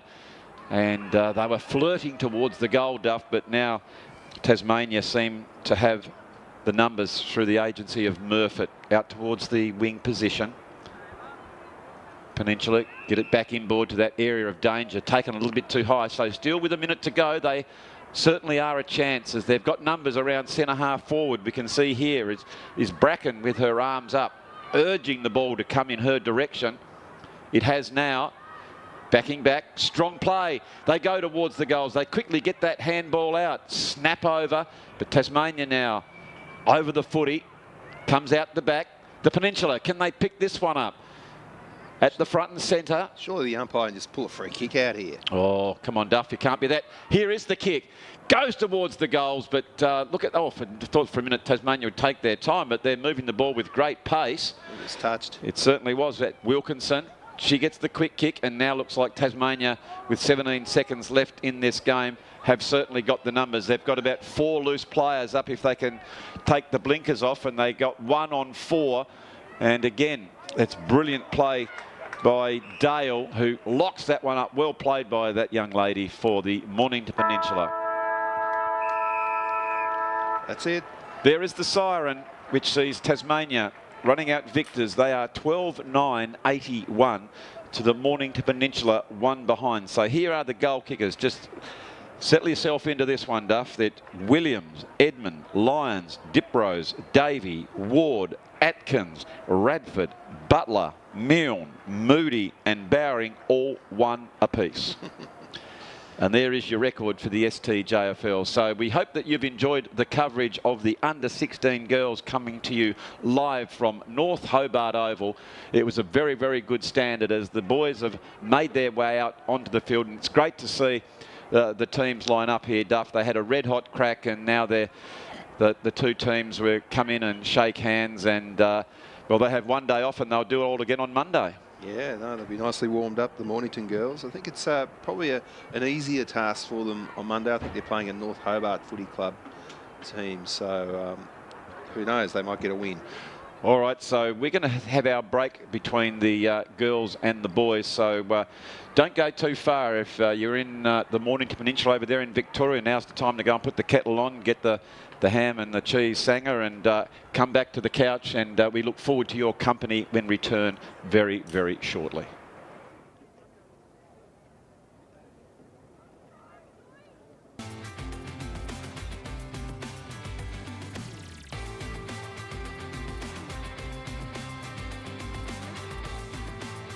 Under 16 girls gold from Tasmania, and Martin, we're very much looking forward to a fantastic day of football here at North Hobart Oval. Should be a great game to get the season underway, Andrew, in what is pretty stifling heat for Tasmania.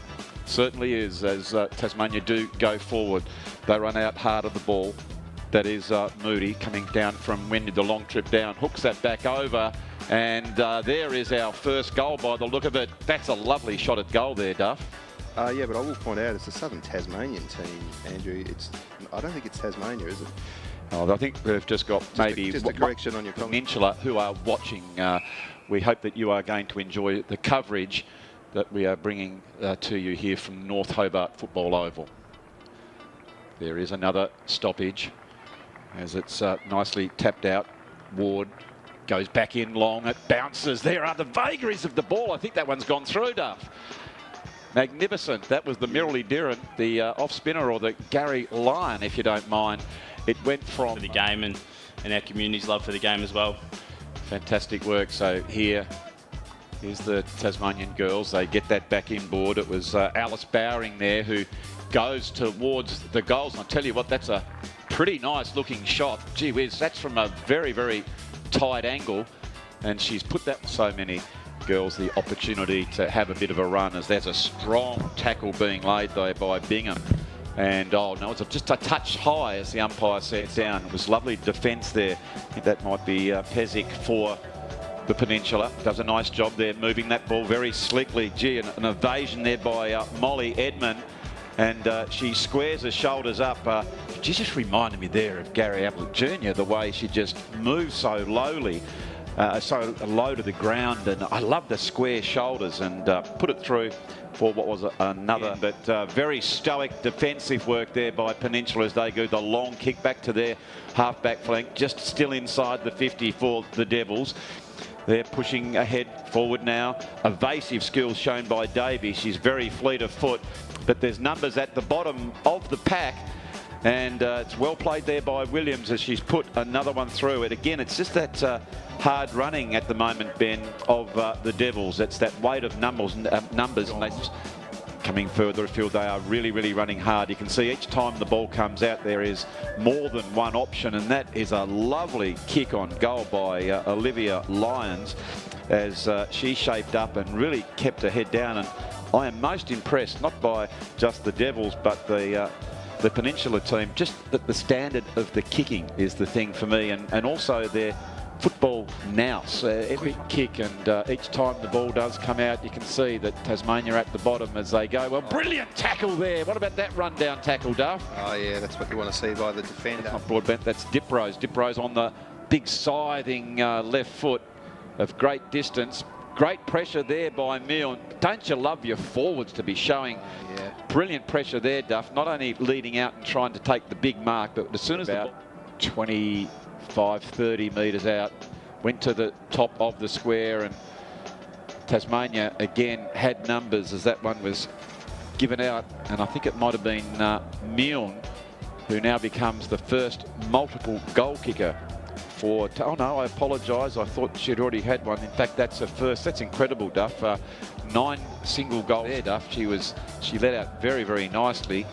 Good athletic jump and has taken that mark and now settles in directly in front of goal.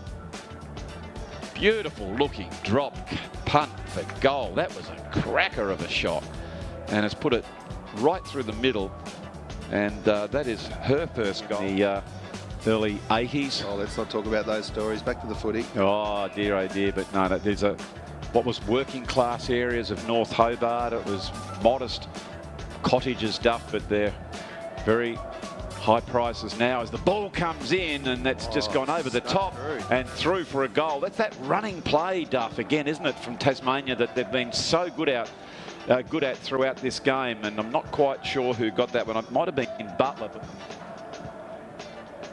there it goes. Good tap out. Beautiful pick up here by Tassie. Booming kick. Looking for the lead in Milne. Milne doesn't get it, but she wraps it up. You love your forwards to be doing that. Opportunity to have a go at goal is Diprose if she can. It goes, and I think that might have just made it, Duff.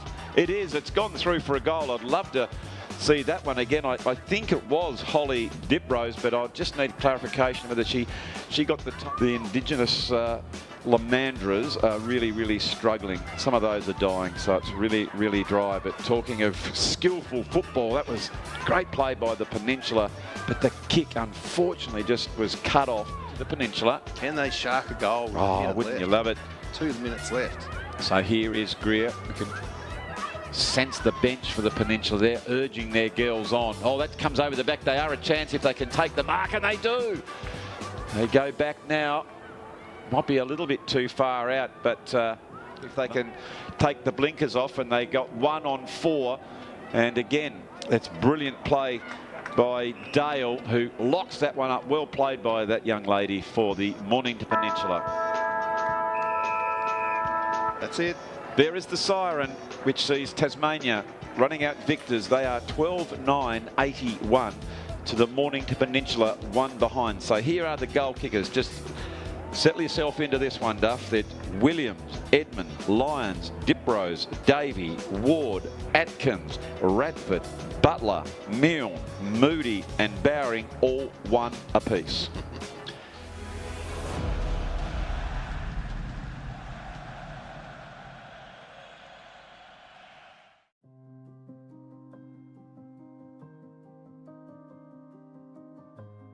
Trading for over 15 years, we are a wholly owned Australian company,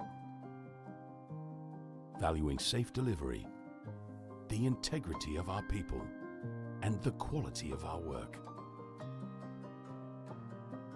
Dynamic and effective, our end-to-end security solution will keep you and your facility protected with 24-hour support, 7 days a week across all postcodes. We are out-of-the-box thinkers, providing the latest cutting-edge technology, design and equipment, offering electronic security, perimeter protection, vehicle mitigation, and manufacturing.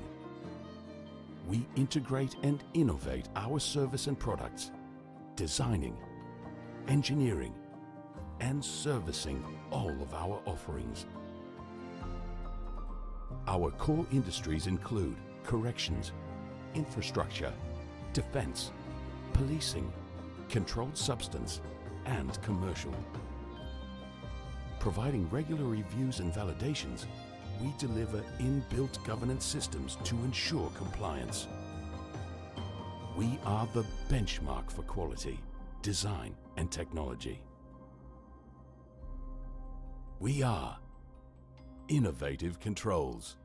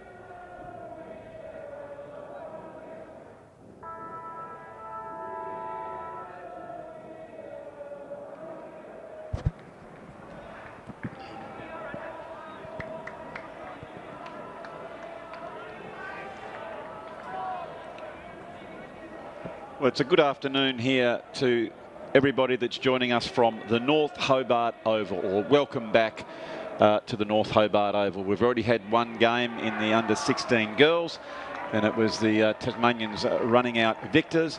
But in this game, it's the under-15 boys, red from Tasmania, up against the Mornington Peninsula Junior Football League. Hello and welcome again officially.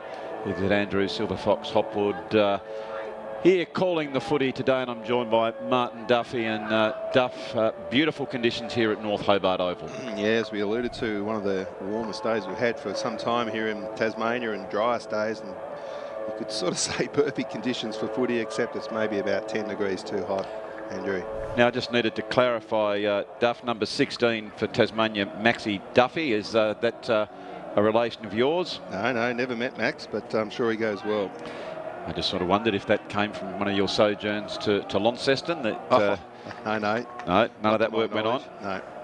Very, very good indeed. So, it's been a really good day for footy so far. Really good conditions, as we said, very, very warm. I know the young ladies who have played in the previous game are probably making their way to Bell Reef Beach or Sandy Bay Beach to just get in the cooler climes of the River Derwent. But it's back to the boys here, and it is the red of Tassie up against the white and the might of the Mornington Peninsula. And there was Jakey Beams looking like his dear old dad there, Duff, as he went onto his left foot, went straight into attack.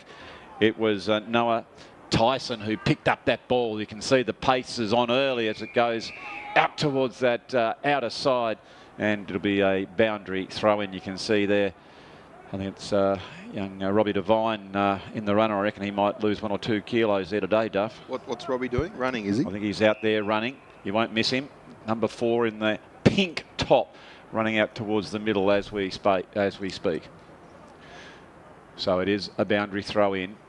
Again, we welcome our friends from the Mornington Peninsula who are joining us for this coverage. It's great to see the young ones coming over to their tour of duty here to Tasmania.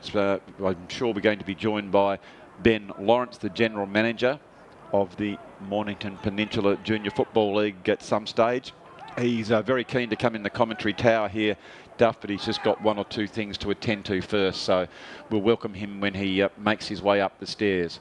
So it is the Mornington Peninsula that picked the ball up, but it's a very strong tackle there by Singline of Tasmania that sees the ball being retained in that Tasmanian half of the ground. Picked up by Tonkin, and he enables it to get to the boundary line. So with a couple of minutes, I think we're playing 17 minutes here, Duff, so a couple of minutes longer, but it may be less than the traditional 20 minutes. It's very, very tough conditions for these boys. It mightn't show at this stage, but certainly as the game goes on and the temperature climbs. I think just a few minutes ago it was recording 32 down there, Duff.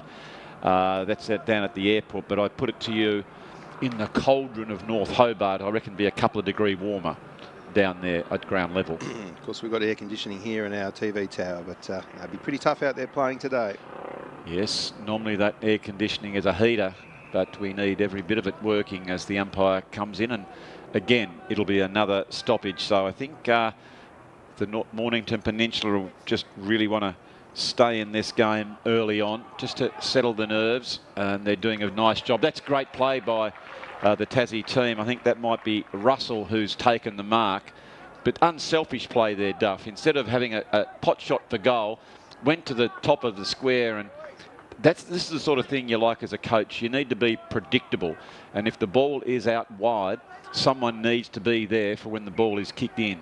And so nice play there by the red team of Tasmania. Go back, and there is the first blood drawn by Benjamin Russell, representing the Lindisfarne Football Club, that sees Tassie Red 1 goal straight 6 to the Mornington Peninsula yet to score. And of course, Mornington are yet to score a goal throughout the day, so that's hopefully they can get one on the board in this first quarter here, Andrew. Oh, I think so.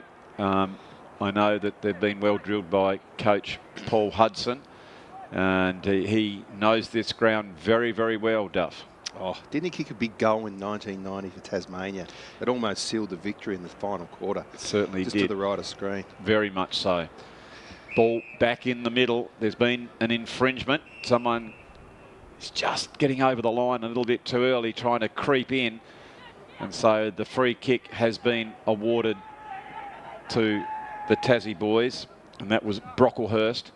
Brocklehurst goes out wide looking for Fulsang, and Fulsang, the two players know each other well, Duff, both representing the Sandy Bay Football Club, goes on the left boot. And for us, Duff, who have been covering, of course, Duff TV, have great partners with the STJFL, so we've seen a lot of these young fellas come all the way through from under 8s. Yeah, that's right. Fulsang is one of those names you never forget. And Correct. He's a very good player down there at Sandy Bay. And there was Duffy. Duffy with that big, strong, powerful kick, getting it towards the forward line. They come out now, good through their hands, just a little bit too quick, strong tackle, getting their hands on the ball now, but well done by Tassie. They're getting behind the ball well. They're set up very, very nicely. The interesting thing with the footy that you can't see on screen, you're only seeing around where the ball is. All the players are in that front half of Tasmania. That's the modern way, Duff, isn't it? Yeah, it's not my preferred way. I know. But, It is. You like to see players, and it means there's a lot more around the ball. The forward line's quite open for Tasmania, but if we were to pan back, it's very, very, very open, as you can see. This is how football should be played. When the Peninsula... I'll put it to you. Well, I guess they're working on that quick break, Duff. As the ball comes in, it comes over the back. Tasmania have a big chance. It's scrabbled over the top. Terrific work by them. Don't you love it when the small fellas like Lucas Hazelwood does his job, staying at the bottom of the pack, picks it up really clean below his knees and has snapped it through for the second goal for Tasmania. And the trend continues, Martin, for the single goal kickers. I think we had... what's happened? I got touched, did it, Duff? Oh, we were both wrong there. I thought that was a brilliant goal. Well, young Hazelwood put the hands up. You were just marking it in your program. Well, there you go. He's put the hand up. He's jumped up. He's fooled us, Duff. I reckon that's just shaved that inside of that post. Yeah, right. They're very fortunate to have the Duff TV technology. They've got the sound effects down there, Duff, and it's really good that you've got here really early and you've put the special effects. You and Jerry were taping the microphones, so the Snicko came up trumps on that one. So it's very, very good stuff that we have here from Duff TV. It was Brocklehurst who went up. He couldn't bring the ball in. Goes out to Dakota, trying very hard over it. Good play now by Aldridge. Aldridge gets the ball forward. It's the arm of Barra for the Peninsula. Reaches out wide. He tries to find Doyle. Doyle can't quite bring the ball up, but there is Sire for the Peninsula. He tries to get possession, but it is Tasmania through weight of numbers. Another handball over to Dakota again. Good tackling here. That's been the feature of the Peninsula so far today, Duff, hasn't it? The tackling. The girls were terrific across half-back flank, and they're standing up tall in these early stages of this match again. Just need to get it forward and just try and get a break here. Yeah, well, they've certainly got a nice open forward line, as it was Fulsang who got the quick kick. Not as open as the girls' game so far, only in the early stages of the game. And we can already see the sweat coming from the runner down there in Robbie Devine, Duff. Oh, did he do a weigh at the start of this game, do you think? Yeah, I'd put it to you. I reckon he'll probably drop about 3 litres / 4 kilos. Well, we've got the... I'm going to say 5 kilos. We've also got the technology where we've got actually a device on him that gives us a live weigh-in of Robbie. We've got the meter there and the moisture meter. Yep, 250 grams gone already. Wow, so 250 from what, 130 kilos, Duff? About that, the old champ. He'll be as fit as a trout by the time this game's over. As we can see there, it was play on. Well done by, it was Woodward who thought he took the mark, but the Peninsula will wake up. And here is this open forward line that's lined up. I think it might have been Gillett who tries to force his way forward, but couldn't quite do so. They're going to be dangerous, Stuff. If they can get that ball over the top, they'll try and get it forward. It was Russell picks it up now for Tassie. goes further afield, coming out now as Tyson with that very long flowing hair. A quick snap on go by Sylvester, goes close towards the goals. I think this time she's all clear, Duff. And Louis Sylvester has notched up Tasmania's second goal. They move on to 2-1-13 to the Mornington Peninsula, yet to score. Now, Sylvester, Clarence player? Yep. Oh, you got him, Duff. I'm across this. And then look at this. I'm put it to you, as we see there on the replay, Duff. Terrific snap on goal. There was about 12 changes, I reckon. At least. Next time I'm going to keep an eye on that. I'm going to get Jerry to keep an eye on that. He's fantastic on the stats, isn't he, Duff? Oh, yep. He's does a great job. Got the temperature. The one thing I certainly know, if he brought the weather wall up, there wouldn't be a lot of rain coming over. That is dead set for sure. And that was the inside 50s, which has so far been very, very dominant. 5-0 to the Tasmanian team as that ball comes out to Beams. Beams goes onto that left foot, looks further afield. Coming out was Redmond. Spills it this particular time. He's able to go back in and try and get it again. Hard over the ball. And again, it'll be another throw up. On the 50-metre mark here, leading towards the Tasmanian scoring end. See, that young Beams has got a nice left foot on him, almost as good as his dad's. Yeah, it's almost. I think the old apple hasn't fallen far from the tree there, Duff. If you were to put, and in fact, we might put that on Jerry for quarter time, bring up some footage of Ben in his day on the left foot playing for the Tassie Devils over there at, they played here as well and also over at Boot Park, didn't he? Play well. Oh, he was a tremendous player. And what's happened here, Duff? It's going to be a ball up, is it? Free kick for Tasmania. It is a free kick, but they've just, look at that forward line. Here's a chance, says quickly free. He's, as it was, Maxi Fulsang. But going back now is Redmond. He's going to be right on his distance here, I'd say, Duff. Redmond. Got the pink boots with the red socks. Kicks it towards the goal. It's drifting back nicely. That's a beautiful kick for goal, Duff. Absolutely magnificent kick by Maxi Fulsang from the representing the Sandy Bay Football Club. And that's 3 goals and 3 goal kickers in this game as well, as we see here on the replay. Just allowed for that slight breach which is going across the ground and right through the middle, and it is Tasmania 3-1-19 to the Mornington Peninsula, yet to score. Which end you were out in the ground a few minutes ago, Duff. I think it's probably favouring the Horry-Gorringe stand end. So we'll be interested to see on that how it goes in the second quarter. The Peninsula standing tall. This time it comes out of the centre of the ground and running towards the goal. This time was Maxi Gulliver, and he's just pushed that one to the right hand and through for a minor score. So you think right of screen, maybe a 1 or 2 goal advantage? I think there isn't a flag up at the moment, Duff, but I can just see the trees behind the Horry-Gorringe. We'll get out there at quarter time and have a listen to the coaches and also have a look at that weather as Tasmania picked that one up, and there was an opportunity lost as they had a man on. I think it was Hazelwood that picked that ball up, and he pulled the trigger to have a shot, and he then just glanced up and saw he had someone free, but he'd already gone through with the kick, and so it's going to be a boundary throw in. Deep into attack, kicking towards the Dougie Plaister stand end.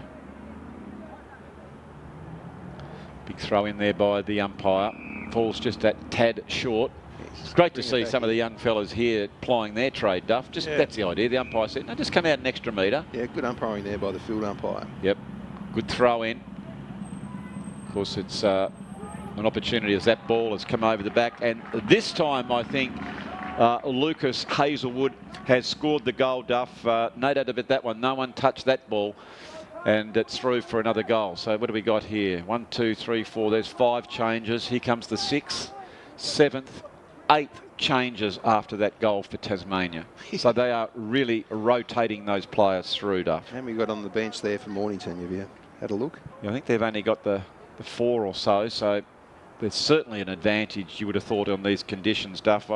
It's an advantage to have maybe the extra player. Sometimes, though, it can be a disadvantage and it disrupts the team balance. But I think they're all well drilled on basically, if you're in up position, this is how we want you to play. It's the modern way, isn't it, Duff? Oh, yeah. No, just sort of standing in the forward pocket and kick it to me. No, none of that stuff. I think that might be Clareborough for the Peninsula, who went up. In fact, that's a nice kick looking for Sammy Sire, who let out very, very nicely. Couldn't quite bring that one in. Goes back in to try and get it again. But Tasmania did very well on that left foot, and really going hard is Zachy Fitzner from the Brighton Football Club. Showed a great turn of speed. I know you love that sort of work from the half-back flank, Duff. One of the things you look forward to. You like your players on both sides. You like them running and dashing from the half-back, and you love them on those rundowns. Oh, I love a player that can turn on both sides. Very important. So Tasmania, again, have got into that area of danger. They've gone for the short pass, and they've got a couple to choose from. And it's taken a very strong mark. Took a lot of courage there for Sylvester to stand under the ball, Duff, because it really held up, didn't it? And he did a good job to take the mark. And he has the opportunity here now to be the first multiple goal scorer of the day. Yes, that's right. So what, we had 12 individual goal kickers in the girls' game for Tassie. Yep. So here goes Louis Sylvester. He kicks. And just as we pumped his toes, his first shot for goal was just beautiful. Just leant back a tad on that one, and because he did, it went over, and we can see now the Mornington Peninsula going all the changes. One of the umpires, somebody's just jumped the fence and doing the goal umpiring here, Andrew. Oh, what's happened, Duff? Maybe they're one short today. No, the goal umpire's just gone to the side of the fence. He's getting a drink. Maybe it is hot there, Duff. Let's hope that goal umpire's okay. I'll keep an eye on that. As we can see now, Tasmania. And that is the heat, Duff. It is searing heat. And I think that the goal umpire is just having a bit of a spell in the shade. So great that someone's just jumped over and taken over, making their debut here at North Hobart Oval. What a place to make your debut with the sticks. As Mornington Peninsula, a dangerous kick. It goes back to where Tasmania pick it up, and Lachlan Hughes tries to burst their way forward. They have to hold firm now as the ball spills clear. Tasmania looking to screw it back through Hughes. Just went onto the right foot, a little bit high on that one, and it didn't quite make the distance, and it's mopped up as the Peninsula go out wide looking for Clareborough. Beaten to the ball and dispossessed, and going back. Couldn't quite take the mark was Jenkin. Ball spills. They've got a chance, Tasmania, if they can pick it up. Cleany. Handball. That was clever played here, Duff. Party tricks. And Louis Sylvester now is officially a multiple goal scorer, and the first for the day as he kicks his second and Tasmania's fifth. They are 5-3-33 as we see here in replay, Duff. That was a good handball. And actually, it was very clever play by Sylvester, because the reality was, if he took possession of that ball, Duff, he was going to be beset upon by the advancing defender in Jenkin.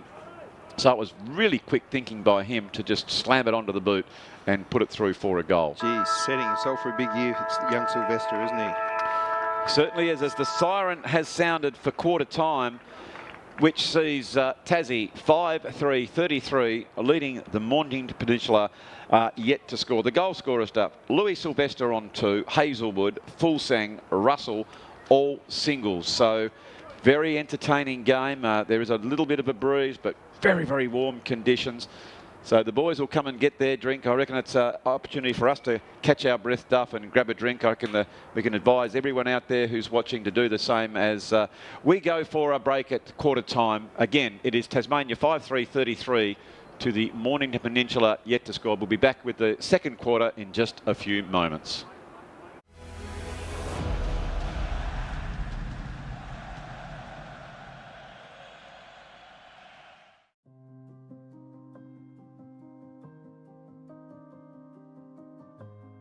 Trading for over 15 years, we are a wholly owned Australian company, valuing safe delivery, the integrity of our people, and the quality of our work. Dynamic and effective, our end-to-end security solution will keep you and your facility protected with 24-hour support, 7 days a week across all postcodes. We are out-of-the-box thinkers, providing the latest cutting-edge technology, design and equipment, offering electronic security, perimeter protection, vehicle mitigation and manufacturing. We integrate and innovate our service and products, designing, engineering and servicing all of our offerings. Our core industries include corrections, infrastructure, defence, policing, controlled substance and commercial. Providing regular reviews and validations, we deliver inbuilt governance systems to ensure compliance. We are the benchmark for quality, design and technology. We are Innovative Controls.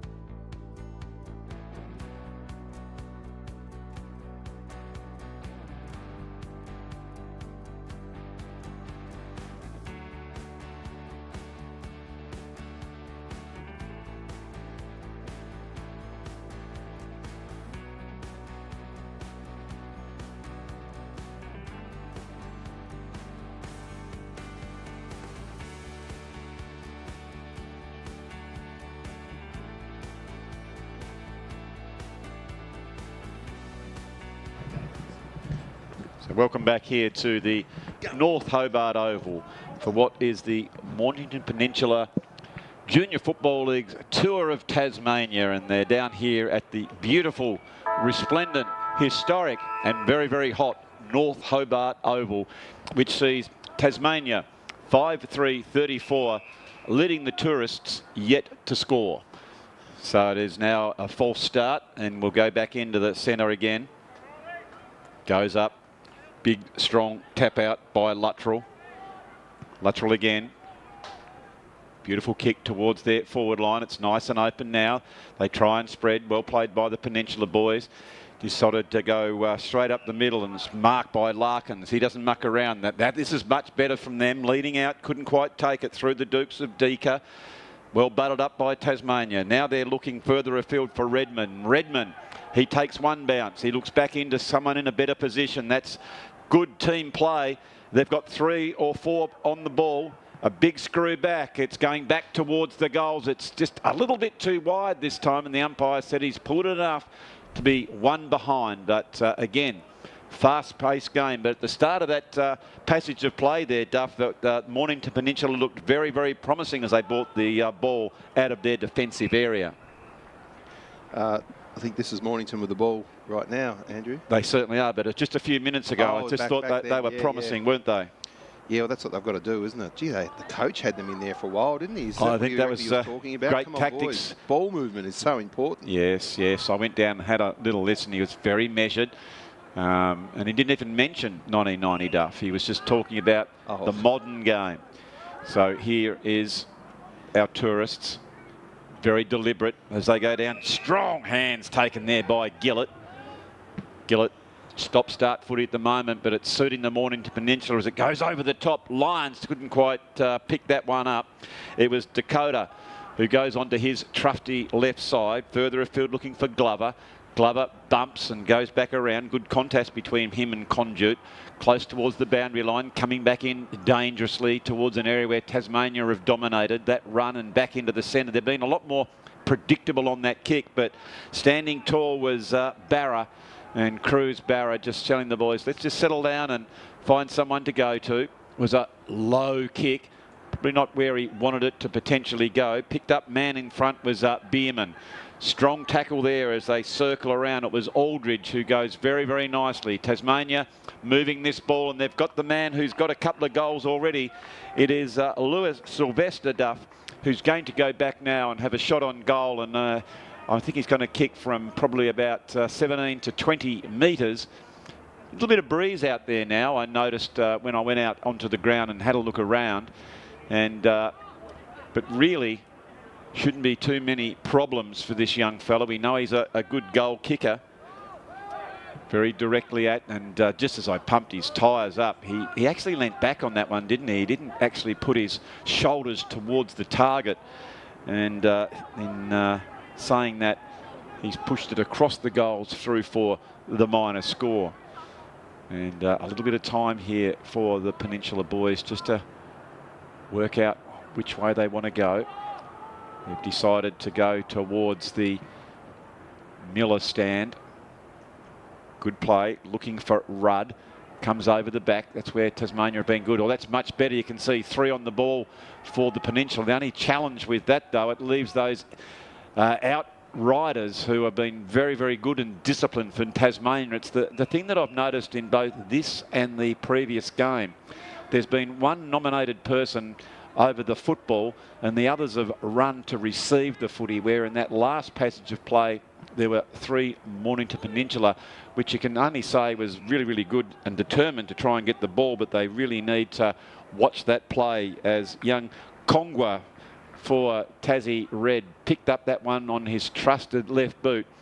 But again, that passage of play has ended up for the minor score. Tasmania 5-6-36 to the Peninsula, yet to score. Lovely long kick, looking for the lead of Gillett. It's off his hands. He's a good cut of a lad, good strong fella. Yeah, it reminds me of that player Brown used to play with Brisbane back in the day. That player Brown, he used to go all right, big Jonathan Brown Duff, didn't he? Oh, Jonathan Brown, that's him.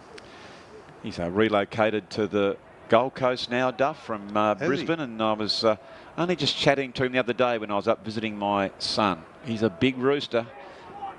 He casts a big shadow. Of course, a wonderful footballer, and I actually love his forthright comments when he gets behind the microphone. Very honest, very, very good, isn't he? Says that as it is, and that was Reynolds for Tassie, but the Mornington Peninsula standing firm in Tonkin. This is better by them. They've got numbers as Tonkin goes out wide. comes off Neeson's foot. But as they've gone towards the ball, Tasmania are able to get the reinforcements to come over. And again, it'll be another stoppage here at North Hobart Oval. I think you're right about that breeze. I think it is going to the right of screen. I'd say it's a good couple of goals. It's almost a little bit gusty too, Duff. It's sort of slightly towards that end, but going across goal as well. So it's probably making those set shots a little bit more challenging, in that you really do have to concentrate on getting your hands lower instead of being flamboyant Here we go. on the kicking style. So that's a very costly error here, Duff. A 50 metre, when the man's 60 metres out and has no chance at all of kicking the ball. The umpire's brought him straight up. Gee, it's a handsome 50-metre penalty. That is every bit the 50 metres. He was outside the 50, brought him right up. Well, I suppose it's pretty easy he was only about 5 metres off, Duff, so he's brought him 5 metres out from goal. And thank you very much. Gone back and kicked the first goal there for Bede Brocklehurst. And Tasmania now move on to 6-6-42 to the Mornington Peninsula yet to score. Now, I know you're a veteran of the Caper, Duff. Any sort of moves that you think you might make, putting your coaching hat on for the Mornington Peninsula? Oh, I can't say I really know the players all that well, so I can't. But just comment. structurally, though, Duff. I know you love your theory. I'm a cameraman. I'm not a coach. All right, That's I've given more you your opportunity, Duff. I'll give you the opportunity to go for it, Andy. What would you do? Well, I'd get whoever I perceive are my best players, get them round the onion right here and now, because the game is slipping away with 42 points. That said, if you're a good quality team, let's just say like your Carlton of last night, Duff, you can come back from this position. But Tasmania are moving the ball very, very nicely, and they are going forward yet again. It's Gulliver who goes deep into that forward line. Brilliant front and centre, sharing it around, and Tasmania did that very, very nicely. As we'll have a look at that again on replay. It was Smith Loon who has put that one through, Duff. It was a good passage of play by Tasmania that ended up with a couple of good, unselfish handballs to a person in better position. I'd say that was player of the day. Look at that, handball to the outer right of players. Clean hands below his knees there by Gulliver, who got it in here. Man was from behind. Look at this, 1, 2, and straight through. Very nicely played by Tasmania there, right from the centre of play, Duff. That was from the top shelf. So Tasmania now move on to 7-6-48 to our very dear friends from the Mornington Peninsula yet to score. You know, when I see play like that, Andrew, I do look ahead, and I do think of our AFL and VFL sides, and I do think these young boys and girls have got all that to look forward to in the coming years. It's so exciting. It is exciting, the pathway that opens up. You can't be what you can't see, Duff, so all of a sudden Tasmania, that's a brilliant, strong mark. Gee, he's done well too. That was Jenkin for the Peninsula as in his attempt to get the ball moving. Gee, that was good signs though, a strong marker. We can see, look at him just standing tall. He was like a Wiedering style player, wasn't he? He just kept his eyes transfixed on the ball. There he is again. Unfortunately, it's come over the back and it's touched by the man we were speaking about and through for the minor score. But yet, back to what you were saying, Duff. It is exciting, and to think that there is going to be that pathway instead of our kids having to forge away, leave their homes and go interstate, be it Perth, Adelaide, Queensland, Sydney or Victoria. They can actually make their home here in this beautiful, beautiful city of Hobart. And I know over my way, Duff, is where they're going to be doing the Elite Centre over on the Eastern Shore. Great part of town there, just before the airport, so that's going to be great as well. The facilities are going to increase, and you would think that it's only going to get bigger and stronger, and participation numbers come up as well, Duff. Oh, there's going to be a lot of flow-ons for a lot of people. Hopefully ourselves, Andrew, you might get a gig somewhere. And also, Duff, I think it's upwards, is it not, of, is it 30, is it, how many hundreds of millions? It's like, it's a lot of money, isn't it, that's going to flow into the state via 360 million. I think it's over 360 million. Crazy figure. From what we can see in other states, I know when I've visited, say, Adelaide, you can just see the enthusiasm and excitement when the AFL comes to town. But moreover than that, your team plays at home, not visiting teams. As Tasmania do a very nice job there. It was a quick kick by Bierman, but it has just gone to the side. But that's more the thing, isn't it? I think it's worn a little bit thin when North Melbourne come to town. Originally it was a bit of a treat, but now it's a little bit ho-hum, isn't it? We want to see our own kids run around now, we want to see our own blood and flesh out there. Correct weight, and that is a lovely kick by the Mornington Peninsula boys as they went high and wide looking for Garasso, and he couldn't quite bring it in, but he made good position there, and that's the key. Is again, there is a flotilla of changes going here. There's like a tsunami of red just washing onto the North Hobart Oval in that change stuff, and they're just getting themselves ready to go again. I think we've got 6 minutes left in this second quarter. Been pretty much dominated so far by Tassie as Maxie Dawkins picks that one up. Good tackle, strong tackle by Cruz Barra. There's a great name, Duff. He's a big hombre, isn't he, Big Cruz? As he can see there, he put a big, strong tackle, and the rewards are going to go to the Peninsula boys here as we're just waiting for the footy to come back. Again, just terrific conditions here at North Hobart Oval. Plenty of barking instructions down there from the benches of both sides. That's a small kick. Just a little bit too long that particular time, and Dawkins came in and has taken a nice mark for Tasmania. Goes that centering play as the forwards come out to try and take it. Again, when in doubt, always go for that corridor area, and that's good play by Tasmania. I like their predictability because there's always someone there. There's brilliant tackle there by Larkins comes in, and well played by the Peninsula as they link up in numbers. But this young man, Maxie Dawkins, is getting quite a bit of the footy. Doesn't get to his target. Now it gets the target he wanted to. It's Jake Beams, we know, has got a good left foot.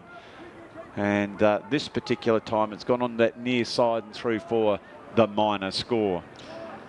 His old man would have kicked that. No, I'm only joking. Only joking, Jake. Yep. It's hard not to refer to your parents if they were players of quality and similar way he moves stuff, isn't it? It's quite eerie, isn't it? Uncanny, yeah. He's got the beams about him as big, strong mark taken by Duffy. Shanked his kick, but it was in the right position, and he's there to try and back that kick up again. Every time the ball is there, you can sort of sense the pressure that is on the Peninsula boys as it is another ball up. Another thing I'm noticing here, Duff, it's a great training opportunity for our boundary umpires. I notice there's some coaches down there telling them where to run and how to run to get themselves into the position. So this is a really good opportunity, isn't it, for these young fellas? Talking of umpires, one has fallen over. Now here is a big chance. As they pick that ball up, they go towards the goals. It's could bounce clearly.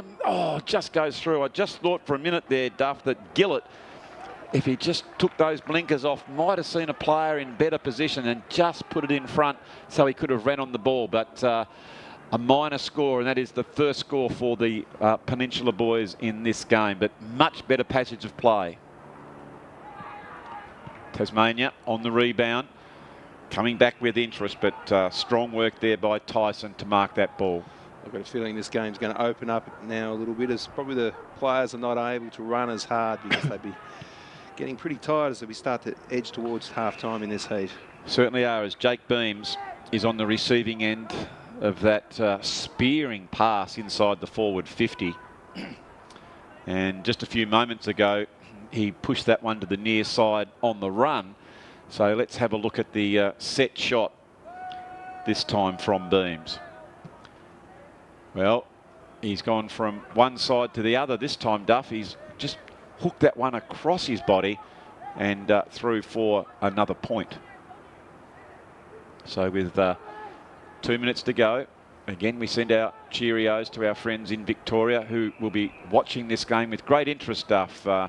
of course, a lot of the mums and dads wouldn't have been able to make the journey to the beautiful part of Australia that is Tasmania.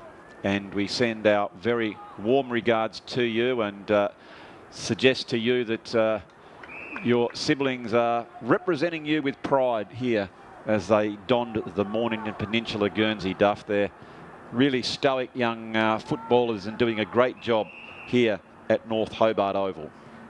Ball back in towards the centre half forward position, and the big fella goes up. Gillett, look at him quickly breaking. If they can get it over the top, they are a big chance here. Oh, impeded, and I think this is going to be a free kick, and it's going to go to Flynn. The umpire says he's going to play that one on, and the Mornington Peninsula have got their first goal of the day here, Duff. Well played by them. I think that is Adam Deaker, who has slotted that goal through. Rather generous from the umpire to let that one go on, and they've taken full advantage of it. As we see here on the replay, they really moved that ball well, and what they liked, Duff, when they came out of their foot, look at the angles. They actually weren't going down the line. They changed the angles 2 or 3 times on that forward thrust, and this is the kick. No doubt about it, you can't run at a player, and you can see here the umpire says he's picked the ball up and you can play on if you like, son. He was almost going to be too honest. He was going to get the ball back, but he's put it through for a goal. So well played by the Mornington Peninsula. And who knows, Duff, that could be the fillip that they just need. They give them the impetus to go forward again as they got their hands on the football. But unfortunately for them, that tackle went a little bit too high. So Tasmania going forward again. A bit like the Blues last night. What a comeback that must have been. Yeah, no, it certainly was. Pity you missed it, Andrew. You went for a walk at halftime. I did, but this morning, Duff, as I was eating the old eggs and bacon upstairs, looking on the iPad, Duff, I got the old KO Sports up and watched the replay of the third quarter. Twice. And there indeed is the siren for half-time here at North Hobart Oval that sees Tasmania 7-10-52 to the Mornington Peninsula 1-1-7. There's some very smart spectators, Duff, trying to get the shade up there in the Gorridge stand. So, ladies and gentlemen, boys and girls, we're going to take our half-time break here in the representative touring game, and we'll be back with all the action very shortly.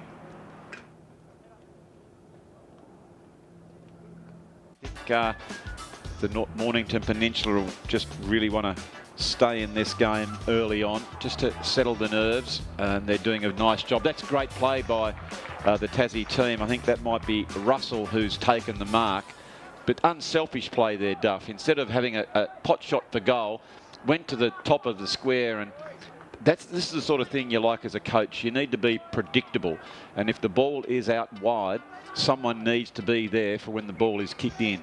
And so nice play there by the red team of Tasmania.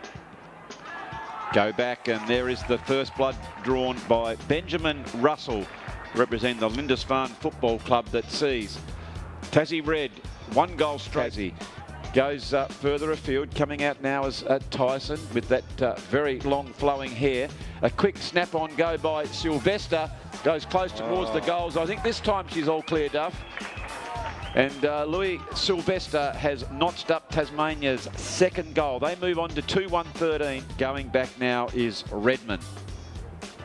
He's going to be right on his distance here, I'd say, Duff.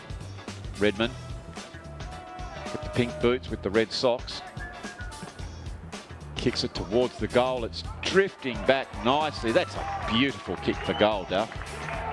Absolutely magnificent kick by Maxie Fulsang from the representing the Sandy Bay Football Club. And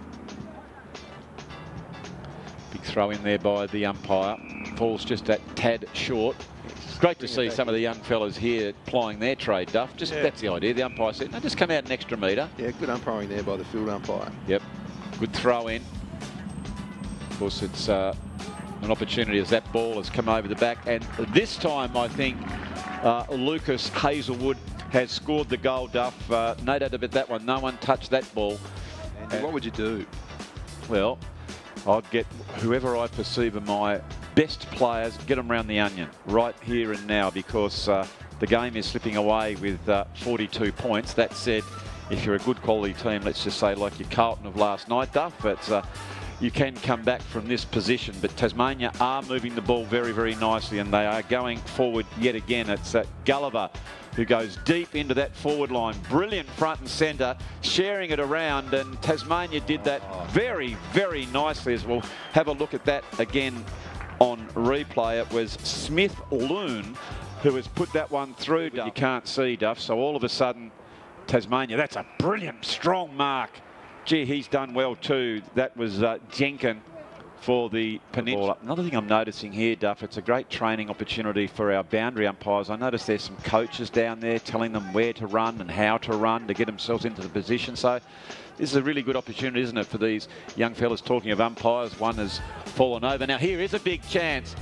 As they pick that ball up, they go towards the goals. It's could bounce clearly. Oh, just goes through. I just thought for a minute there, Duff, that Gillett, if he just took those blinkers off, might have seen a player in better position and just put it in front so he could have ran on the ball. But a minor score, and that is the first score for the Peninsula boys in this game. But much better passage of play.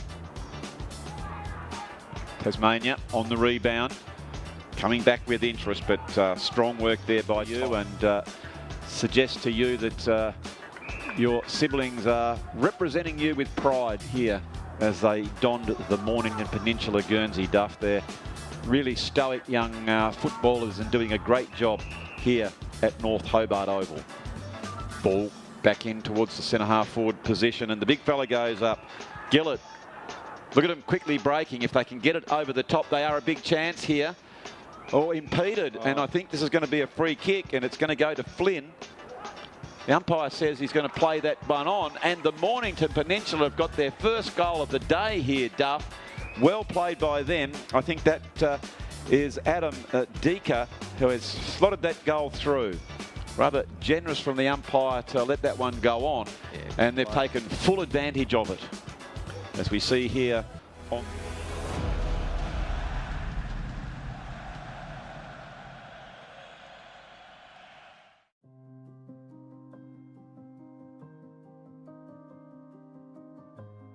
Trading for over 15 years, we are a wholly owned Australian company, valuing safe delivery, the integrity of our people, and the quality of our work. Dynamic and effective, our end-to-end security solution will keep you and your facility protected with 24-hour support, 7 days a week across all postcodes. We are out-of-the-box thinkers, providing the latest cutting-edge technology, design and equipment, offering electronic security, perimeter protection, vehicle mitigation, and manufacturing. We integrate and innovate our service and products, designing, engineering, and servicing all of our offerings. Our core industries include corrections, infrastructure, defense, policing, controlled substance, and commercial. Providing regular reviews and validations, we deliver inbuilt governance systems to ensure compliance. We are the benchmark for quality, design, and technology. We are Innovative Controls.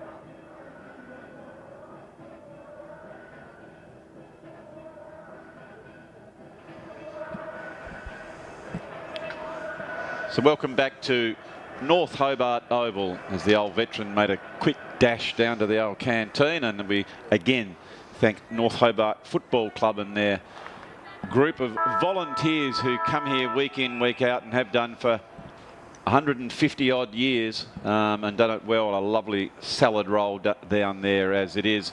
Tasmania up against the Mornington Peninsula team, and I welcome back to the commentary booth the general manager, Ben Lawrence. And Ben, you were down there at half time. How are the boys feeling about the game?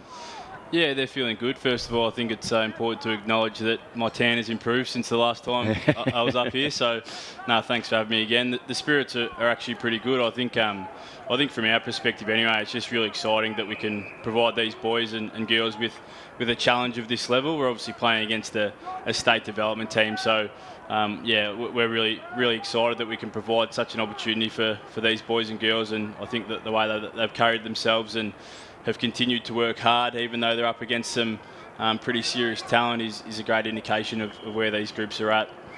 And I think it's a great indicator that you and the parent body are doing that. I understand last year when you came down, the representative team wasn't available, and maybe the team was cobbled together slightly, which isn't good to anyone. So I guess with working with the academy and potentially the STJFL, of which I'm the vice president of, we can probably come up with something that we might think over the next few years looks really bright for both leagues.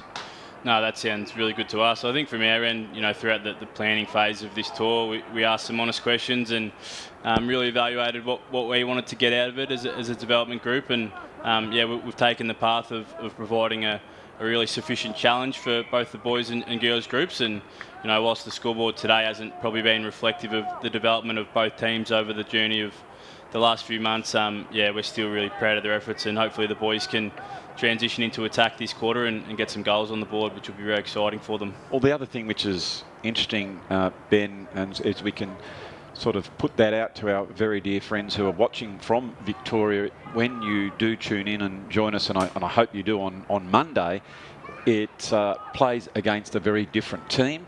We're not sure of that outcome. I mean, the boys and the girls will go away and have a rest and have again, which is fantastic for them, a look around Tasmania, is talking of which they go forward. And I think that one has just snuck through. That's a very, very nice goal. I think that might have been Fitzner, but I'll see it again on replay, or it might have been Bierman. Anyway, as that goes through. Yeah, so we're going to see two very, very different games. So it's going to be, which is, I think, again, is fantastic. We just watched this one again as Tassie trying to break out. It fell indeed to the hands of Fitzner, who was able to put that one through. So, yeah, the two games might be very, very different indeed. Yeah, I think so. I think, we've got a really high-level coaching group, great support staff. So we'll come away from both games today, have a really long, hard look at, what went right, what went wrong. I think the great thing from our end, particularly from that development perspective, is what we've done today is we've put the boys and girls up against pretty much the best talent that this region / state has to offer. So there's a lot of learnings, a lot of evaluation that we think might have some really strong development outcomes, particularly for Monday, playing a side that'll be made up of clubs within this locality. So yes, it'll be a different talent level, and it'll be a great opportunity, hopefully, for both teams to put some learnings in place and finish the tour on a really high note. Talking of that, was a lovely mark taken there by Hughes. Hughes goes further in, and strong mark taken. I tell you what, but your defences in both the male and female program have done very, very nicely, as that was Neeson who took that mark. I reckon the games could have even been out a bit further, to be blunt, Ben, if it weren't for some brilliant performances of tackling and marking across half-back and on that full-back line.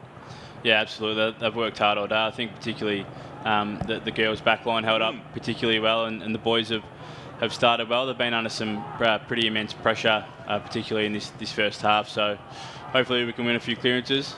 Well, there was a chance. It was just out the back, but a really good smother there by Tassie to go back in and get that ball And this is one area that Tasmania's been quite good at, is to get it out to the person that's running on that outer side of the pack. And indeed, it's picked up there by Jackson. Jackson, quick, long kick, trying to find Hazelwood.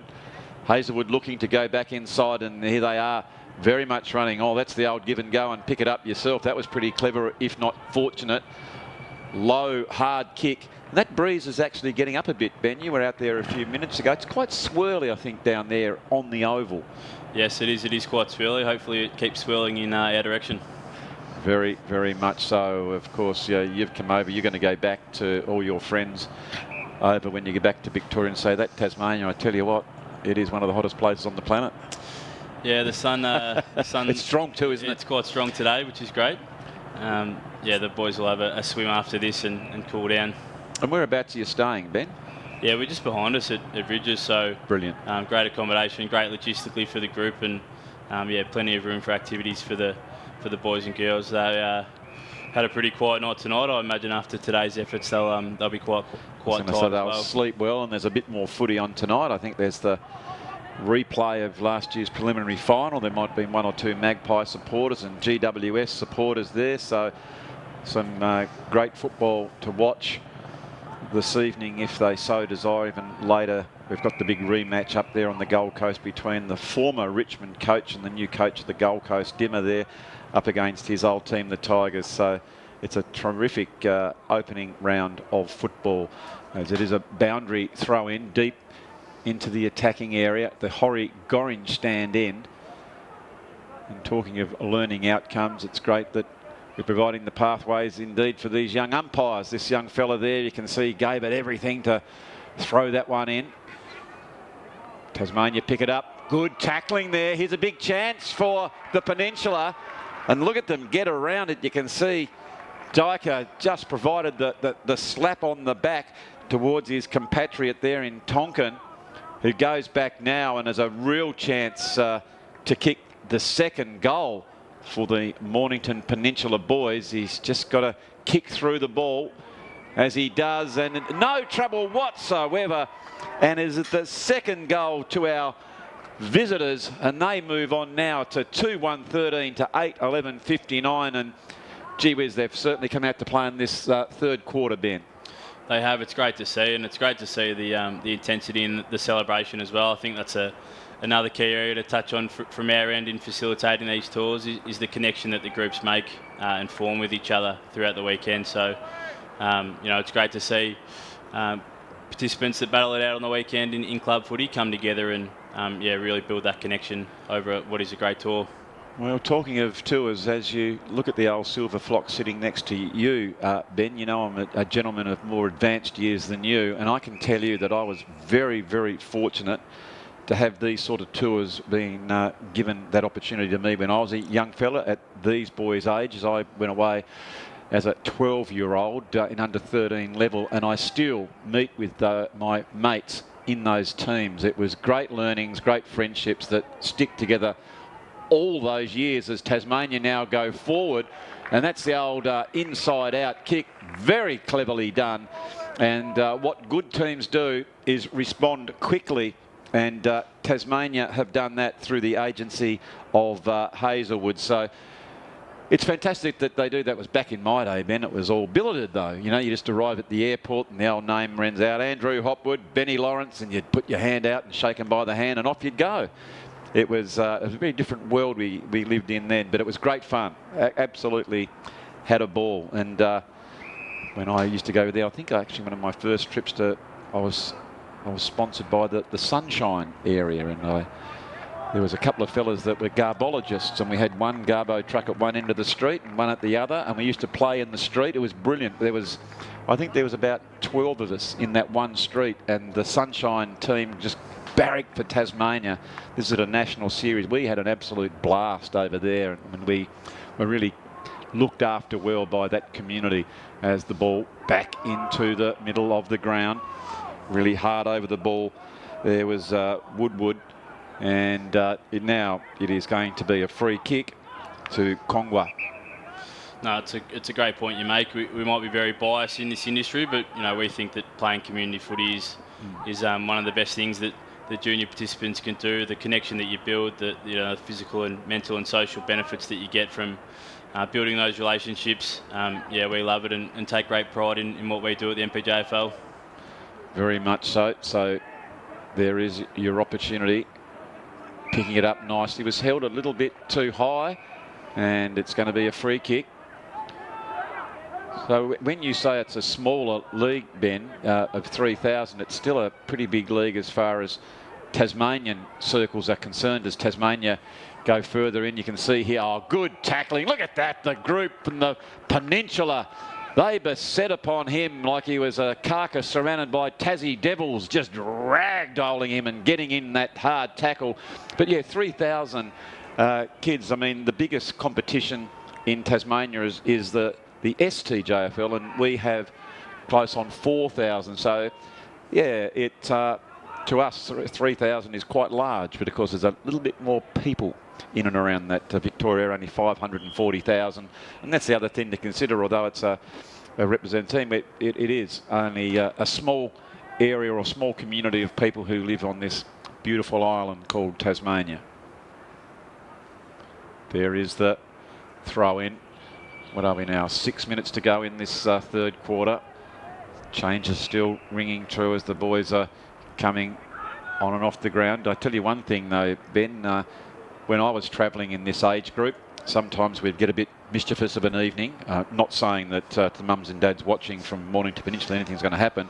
I put it to you, everyone will be just fast asleep very, very early after these trying conditions. I think they'll be looking forward to get back to their hotel rooms. Yeah, absolutely. I think the warm weather might have something to do with that. We'll take them through a little bit of a recovery afterwards, have a swim, and I think by that stage everyone will be quite tired. I tell you what, Ben, as we were just reminiscing, that was a very, very good shot there by a talented young player for Tasmania. I'm not sure if it was Brocklehurst, but let's just have a look at it again. As that ball, you can see here, was well defended, actually, by the Mornington Peninsula boys. It might have been Johnston, to force the player that wide on the wrong side of his body, if you like, hard up. So it was a very low percentage shot. So as I say again, it was well defended, and he put that one through the eye of a needle. So it's a goal to Edward Johnston, who represents the Clarence Football Club, excuse me, that sees the Devils go on to 10-11-71 to the Peninsula 2-1-13. Now in the national game, you'd have a favourite team? Yeah, I'm a Sydney Swan supporter. Sydney Swan. Very proud Swan. Okay, so with a new team coming in that just happens to be Tasmania, we'll find out on the 18th the team. Do you think we might tempt you to come on board and join us on our roller coaster ride as we enter the national comp, Ben? Can we just sort of tempt you to barrack for the mighty, let's call ourselves the Devils as we speak? Don't preempt anything. It'll obviously depend on what kind of offers on the table, but I'm a proud Swan. I might have to pencil in Tasmania to be my second team. I don't fancy too many of the Victorian teams running around at the moment, so I wouldn't mind supporting the red and green. I reckon we're going to get a lot of that. We were talking before. It's obviously a proud history of AFL football in this state. One of course, the coaches was a great player, and of course his dear old dad was a icon. Record goal kicker as well. The Hudson family, both having wonderful careers in their own right, and it'll be fantastic. Who knows? One of these players could be running around representing them in the AFL, and that's exactly what we want. As Kongwa now, beautiful left foot kick, goes back into an area of danger as there's a quick kick in. The umpire has deemed it's going to be a free kick. And I think that might be going to Cruz Barron. I've liked the cut of this young fella's jib. He's a ripper. Big barrel chest. Not dissimilar to yourself, Ben. Good cut of a lad. And he runs in straight lines. I don't think he'd know how to zigzag, would he? Oh, what's happened? I've called him as got the kick. And has he given that one away? I'd be interested to see on the replay. But he's a really good player, is Cruz Barrow. But this time it's Hazelwood goes back. And we'll have to have a look at that replay. You've really stumped the old fox on that one. As when that ball came in, didn't quite see, but he's a good player, that young fella Barra. as Hazelwood puts that one through for his second. Let's see if Jerry can get us back to when that free kick was paid. You can just see it was just maybe off camera there, Ben. I think we see here the hand in the back. We can see what it was for. Because originally, when I saw Cruz go back, I thought he might have got a kick for a free kick, but that one was before he was impeded. So it was certainly there. So it means that the Devils, with a minute 55 to go, have moved on to 11-11-77 to a much improved Mornington Peninsula 2-1-13, who are stood up in this quarter. And here they go again from deep in their defensive area.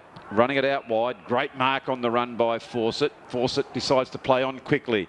Looking for Gillett.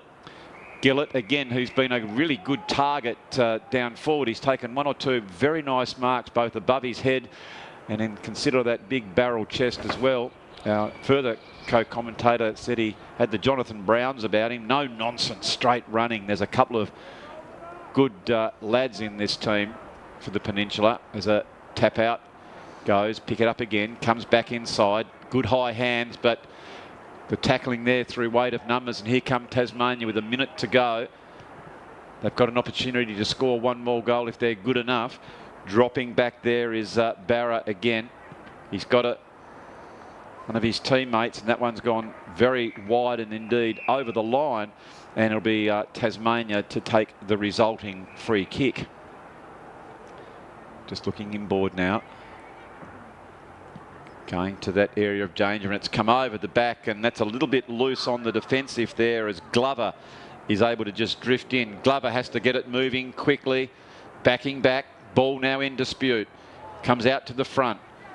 Maybe could have been paid a free. Good tackle again by Barra, and it'll be a ball up in a very, very dangerous area as Tasmania are making another assault on their goals. What's happened here, Ben? It looks like someone stayed down, but quite simply the siren has gone here for three-quarter time. I think it might be a bit of cramp there, Ben, is it? Just looking at it now. They've got the legs up. Let's have a look here. I think the leg's being pushed up. So I think it might be Barra who we've pumped his tyres up. Yeah, he's getting some attention on the old leg there now. I might suggest he needs a few of the old electrolytes as he's down, and as he's gone to come up, I think he said, gee whiz, the old leg's a bit bloody tender. So let's hope he's all right. Now, I think he's just indicated that he's just a bit sore from the early pre-season. So it is three-quarter time here at North Hobart Oval that sees Tasmania 11-11-77 to the Mornington Peninsula 2-1-13. We're going to take our last break here now, and we'll return with all the action in the last quarter in about 5 minutes.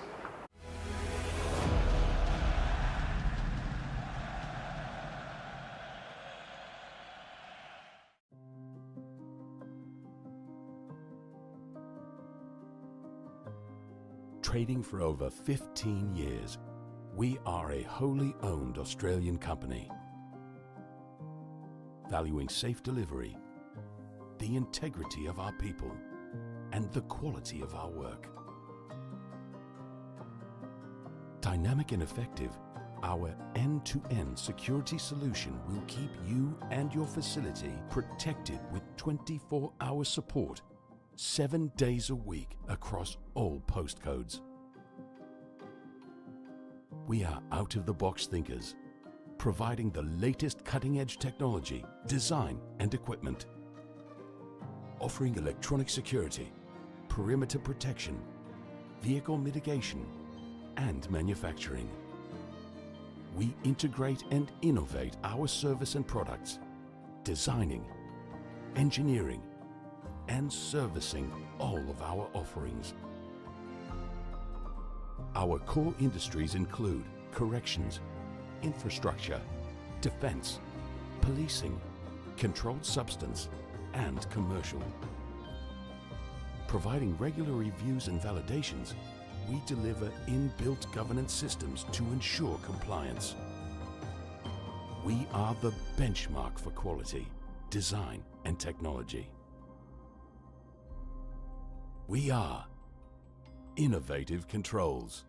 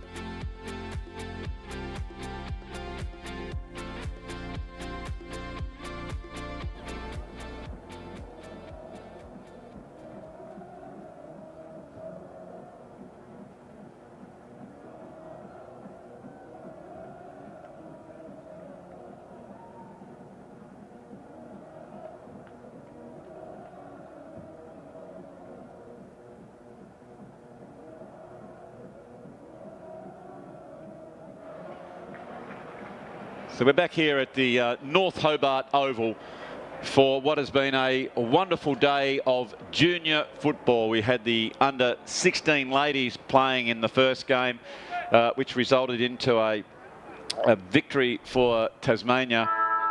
A very stoic performance by the visitors. And here we are now in the under 15 boys, and it is Tasmania 11-11-77 to the Peninsula 2-1-13, and it was fantastic to have an insight from the Peninsula's thoughts from their general manager Ben Lawrence, whom we thank for coming in, who's now had to go back down to join his charges and get a few logistical things organised for the kids. I tell you what, if you're a mum or a dad watching from Victoria, I give you the tip, that young man Ben Lawrence is a ripper, and he has got the best interests of all the touring party in mind. Everything's organised so beautifully, and the kids, from what we understand, have behaved themselves magnificently, enjoyed every minute of it. So I think it's very much money well spent to bring them on tour down here to Tasmania as the Peninsula, through the agency of Larkins, tried to get a wriggle on, but the ball now comes back to Jenkin. Jenkin looks very laterally back to Tonkin, who's a goal scorer, goes back into their true centre-half forward position. If they can pick it up here in Neeson and pick it up, he can't do so, unfortunately. He's chopped up that time by Brocklehurst, who's gone into defence. There is Duffy, slams it onto his boot very, very quickly. So in the early stages of this last quarter is the Peninsula, who've really jumped out of the blocks early. Steadying kick. Nice work there by Luttrell. Luttrell further afield in front of the Georgie Miller stand. And this is good play, changing the angles. It's that 45-degree kick is what you want, and a strong mark taken by Bierman. Bierman now, I reckon he'll keep that ball moving across the angle as he tried to do, but the intent was there, just didn't quite get the accuracy. The Peninsula teaming well, tried to get it to Jenkin. It's been chopped off. Here is a chance as they go towards goal. It was Redmond, just touched that one on the inside of his boot, looking for Jackson, who can't bring it in. And again, it will be another ball up. Oh, sorry, a boundary throw in. Deep towards the end of the Gorringe stand end. Classic old grandstand, that one. Classic old ground here at North Hobart, viewers. So just to give our viewers from Victoria a bit of an insight, Duff, what can you tell us about this ground? Oh, well, I think it first had footy played on it around about 1926. It's situated about, 2 k's out of the Hobart CBD. It's a small ground, very similar to the Port Melbourne ground, probably smaller than that one. Very well tiered around the sides, so it's a great viewing ground. One of the better community footy grounds in Australia, I dare to say. I agree with you wholeheartedly, and I know as players just used to absolutely love playing here because you felt like there only needed to be a couple here, and it had great atmosphere. And it's, yeah, like you said, Duff, it's back in the day, there's another 50, I think, as that wasn't smart play by Ethan Clements, who tried to come over, but instead of going to where the mark was, he ran over the mark, and there's the ground. Look at this. Here it is. But as we pan that around and back to, there's the old Hobart High, the first high school, back towards the city. There's the River Derwent, the Royal Hobart Hospital, the AMP. But we're now back here at the ground, and a big opportunity for Archie Conduit to have a shot on goal. He is probably 25 metres out. He kicks it. Bit of breeze, just pushes it to the right-hand side. Just got under that one slightly, and a minor score. But you're quite right, Duff. Very historic ground. And of course, the North Hobart area has changed dramatically. It used to be, if you like, back in the day, the workingmen cottages and a lot of warehousing, and that's all moved, of course, further afield, be it to Cambridge or Brighton now. And all those beautiful old heritage homes have been revamped, and those humble homes have now become much sought after. We've got the restaurant strip just down here and the State Cinema, so it's a... You could work for Tas Tourism, the way you're carrying on today. It's a lovely part. So maybe next year, when our friends from the Mornington Peninsula, Duff, a few more might like to avail themselves of the delights that Hobart has to offer and been offering since 1803, as now the ball does come back, and Tasmania, there's another 50-metre, Duff. That's 3 within the last couple of minutes. Old umpire, he's technical, but he's correct. I'll give him that. We're starting to notice the umpires a little bit now, as brought right back, and so Tasmania have an opportunity to score, whereas from the penalties, the Peninsula just a few seconds ago. They've got to keep that ball hard and low into the breeze. Was marked there, and oh, look at that. That's far too easy, that particular time, Duff, just to swan in and get it in a very dangerous area. It's this kick, because of that swirly breeze, that you've really got to keep your hands low. And here we go now, and kick through the ball, just like Harry Mackay did last night when it mattered with only a minute to go up there at the Gabba, Duff. Geez, your heart would have been in your mouth with the ball in his hands at that stage of the match. It wasn't in my mouth, Duff. I think you know my place. I was in what we call the boys' playroom, or the snug. Yeah. And I'm in Cremorne. My heart was up at Lauderdale, out of my chest. It was beating, you wouldn't believe. And when he put it through, you probably would have heard me squawking. It was a very exciting match, and they did very well, just like these young fellas are doing here. And there is the beautiful River Derwent and out to the eastern shore. Unfortunately, it's very brown across there for our viewers watching. It has been the driest period in Tasmania's history of all the records that we've kept over the years. Well, so it tells you something. I live up in the bush, just up. I'll get a shot of where I live soon. I'm sure the viewers are interested in that. But up in the bush, just out of Hobart, I'm a bit worried about the snakes up there. I might have to put some water out down in the back corner. What do you reckon? Is that what you do? Yeah, well away from the house, as it's a strong mark taken by Sammy Sear. No, it's not. I apologise. I think it's Neeson. Do you like that theory, Andrew? Yeah, you got to have the water away from your house and take it further towards the back fence stuff. All your tigers and blacks, they'll all sneak down there. Here they go. Kept it low into the breeze. That was clever, but not quite the distance. And through for the minor score. And it is Tasmania. What have we got left there? Just short of... Oh, great effort to mark that. This young fella really shows a bit, Duff, doesn't he? I know you said off camera, Neeson, the way he jumps for the ball. He's terrific, as Tassie almost come away with it. That might be Kongwa. He's got a very distinctive left foot style as soon as he gets it. Very, very elegant when he has the ball in his hands. Tassie just paddling it away towards that boundary line, and indeed it has been seen over the line, and another boundary throw in. Of course, Duff, you've got a big weekend. You've got this game and you've got the games on Monday, and I understand Duff TV are also got the finals of the Tasmanian Baseball League tomorrow as well. That's right, and you'll be there too, Andrew. Yes. We'll have our baseball here at Duff TV before we go north to the triathlon next week, Duff, so it's all happening. But we just love our footy, and especially when it's the calibre of football that is on display here between Tasmania and the Mornington Peninsula. Ball coming forward. Jackson backs back. Under pressure from Bushell. Well played by him. Now there's an opportunity. This is much danger as they can get the boot onto this one. Oh, taken a little bit too high, I might say there, Duff. And good spirit shown there by the Peninsula. They're just sort of saying sorry about that one.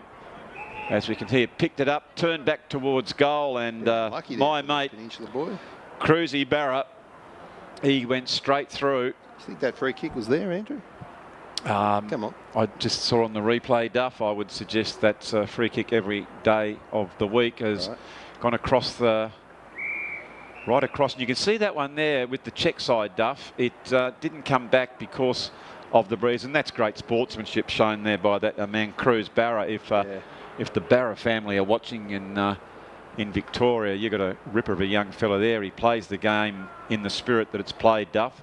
He goes in hard for the onion. It's the modern trend. Oh, brilliant. It's the trend we want. We want the boys to play hard, but play in the right spirit and, well, ultimately not really seriously injure anybody. Oh, of course. That's exactly right, Duff. And it was a shame that, of course, you were cut short from those terrible injuries to your fingers that you got while playing for Arrain all those years ago. Terrible injury to my heart. Yes, I know that. I was trying to mitigate the circumstances. What you call as soft as butter. Silky skills, though, Andrew. Silky skills, Duff. Yep, you were good before the siren sounded. And then all of a sudden you went missing. So here is Tasmania. Look at that. Evasive skills. Gets around one, but look at the pressure now being shown by the Peninsula. That's terrific work by them.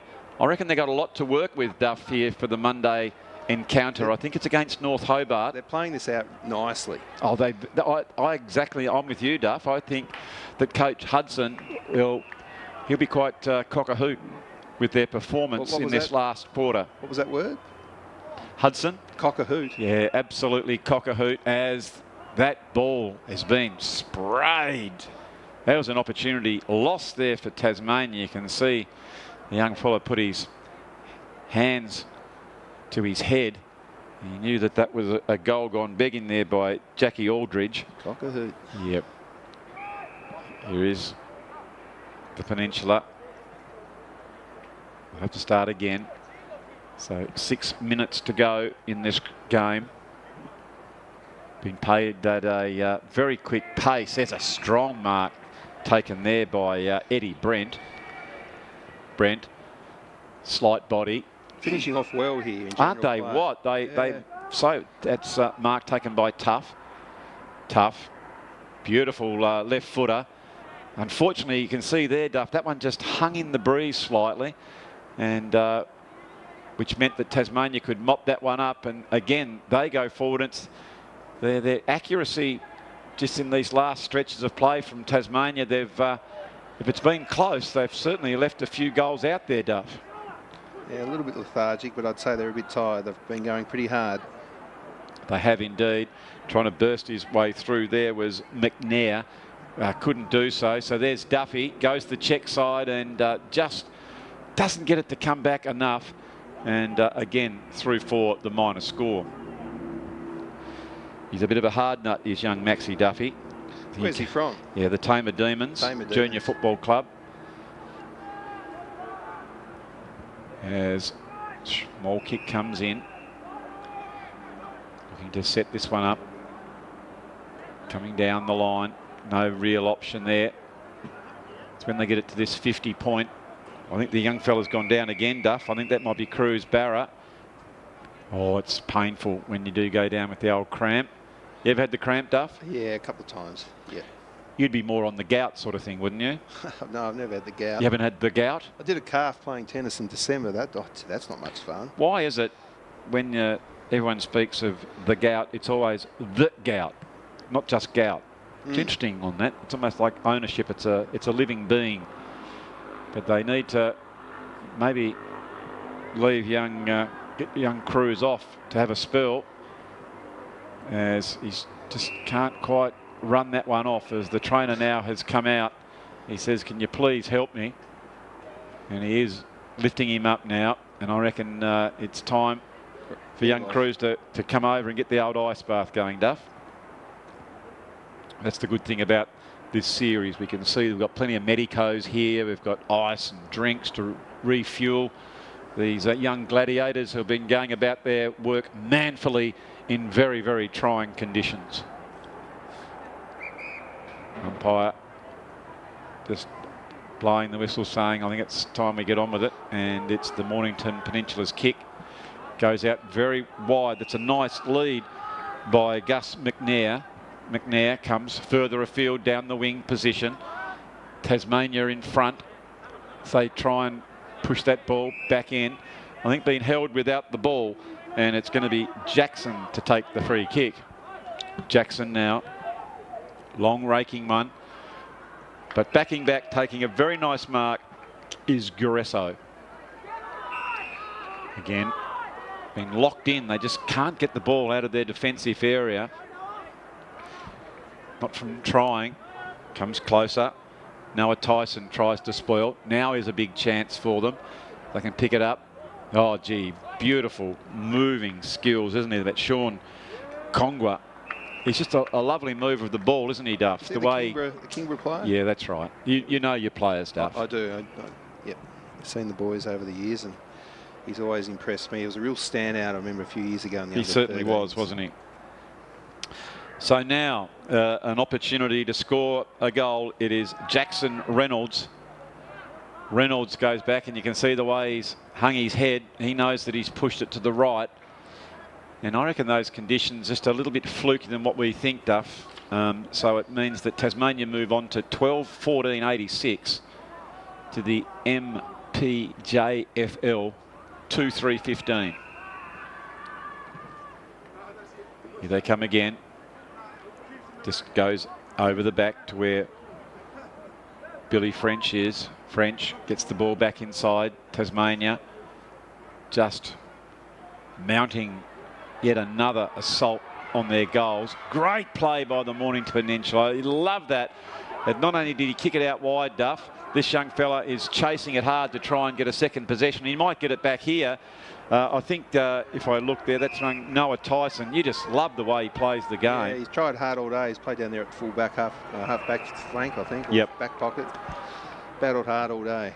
but what is it, 34 degrees, Duff, and he got the back pocket, kicked the ball, and he sprinted towards the wing to try and get that next possession. So that's your modern footballer right there. It's a very much a runner's game. As Mornington Peninsula, they've done a really good job in this second half, Duff. Oh, as I pumped their tyres up, that probably wasn't their finest moment. Tide kick. It was a tide kick. Young fella there just tried to lean back on that one, and it provides an opportunity for Jackson Reynolds to go back now, and he tries the check side, and again you've really got to put a lot of check on that kick because the breeze is pushing it out from the goals. So it means that Tassie have moved on to 12-16-88 to the visiting Peninsula boys 2-3-15. Kicking it out to that half-back line. Doyle goes up in his attempt to bring that one down, just slipped through the fingers, and it will be a boundary throw in on the true wing position in front of the Georgie Miller stand. There it is. Indeed, there is the siren, and I think the winner there, Duff, was football and genuinely the friendship between these two competitions. But that said, on the scoreboard it reads Tasmania 12-16-88 to the MPJFL 2-3-15. For our victors, Hazelwood a couple, Sylvester, Fulsang, Russell, Feisner, Brocklehurst, Johnson, Smith, and I think Redmond. And for our visitors, it was Tonkin and Deeka with goals. So again, it's great to see the lads now come together and shake hands with each other. They've gone hard at it, and I'm sure they've really enjoyed the game here, Duff. So I know, Duff, that you love the junior footy, and we've loved bringing it to our friends who have watched it, whether it be in the north of the state, somewhere around Tasmania or Victoria, or indeed anywhere in the world. That'll be all from us here from the North Hobart Oval. But if you like your footy, you want to get your fix, please don't forget to join us again on Monday when we go it again, Duff, I think at 12 and 2 o'clock back here at the North Hobart Oval, when we'll see the boys and the girls. It's Andrew Silverfox, Hopwood and Martin Duffy signing off as we see these boys coming in for a well-earned break. Again, it's Tasmania 12-16-88 to the MPJFL 2-3-15. From the Peter Sharp Tower, we bid you a very good afternoon.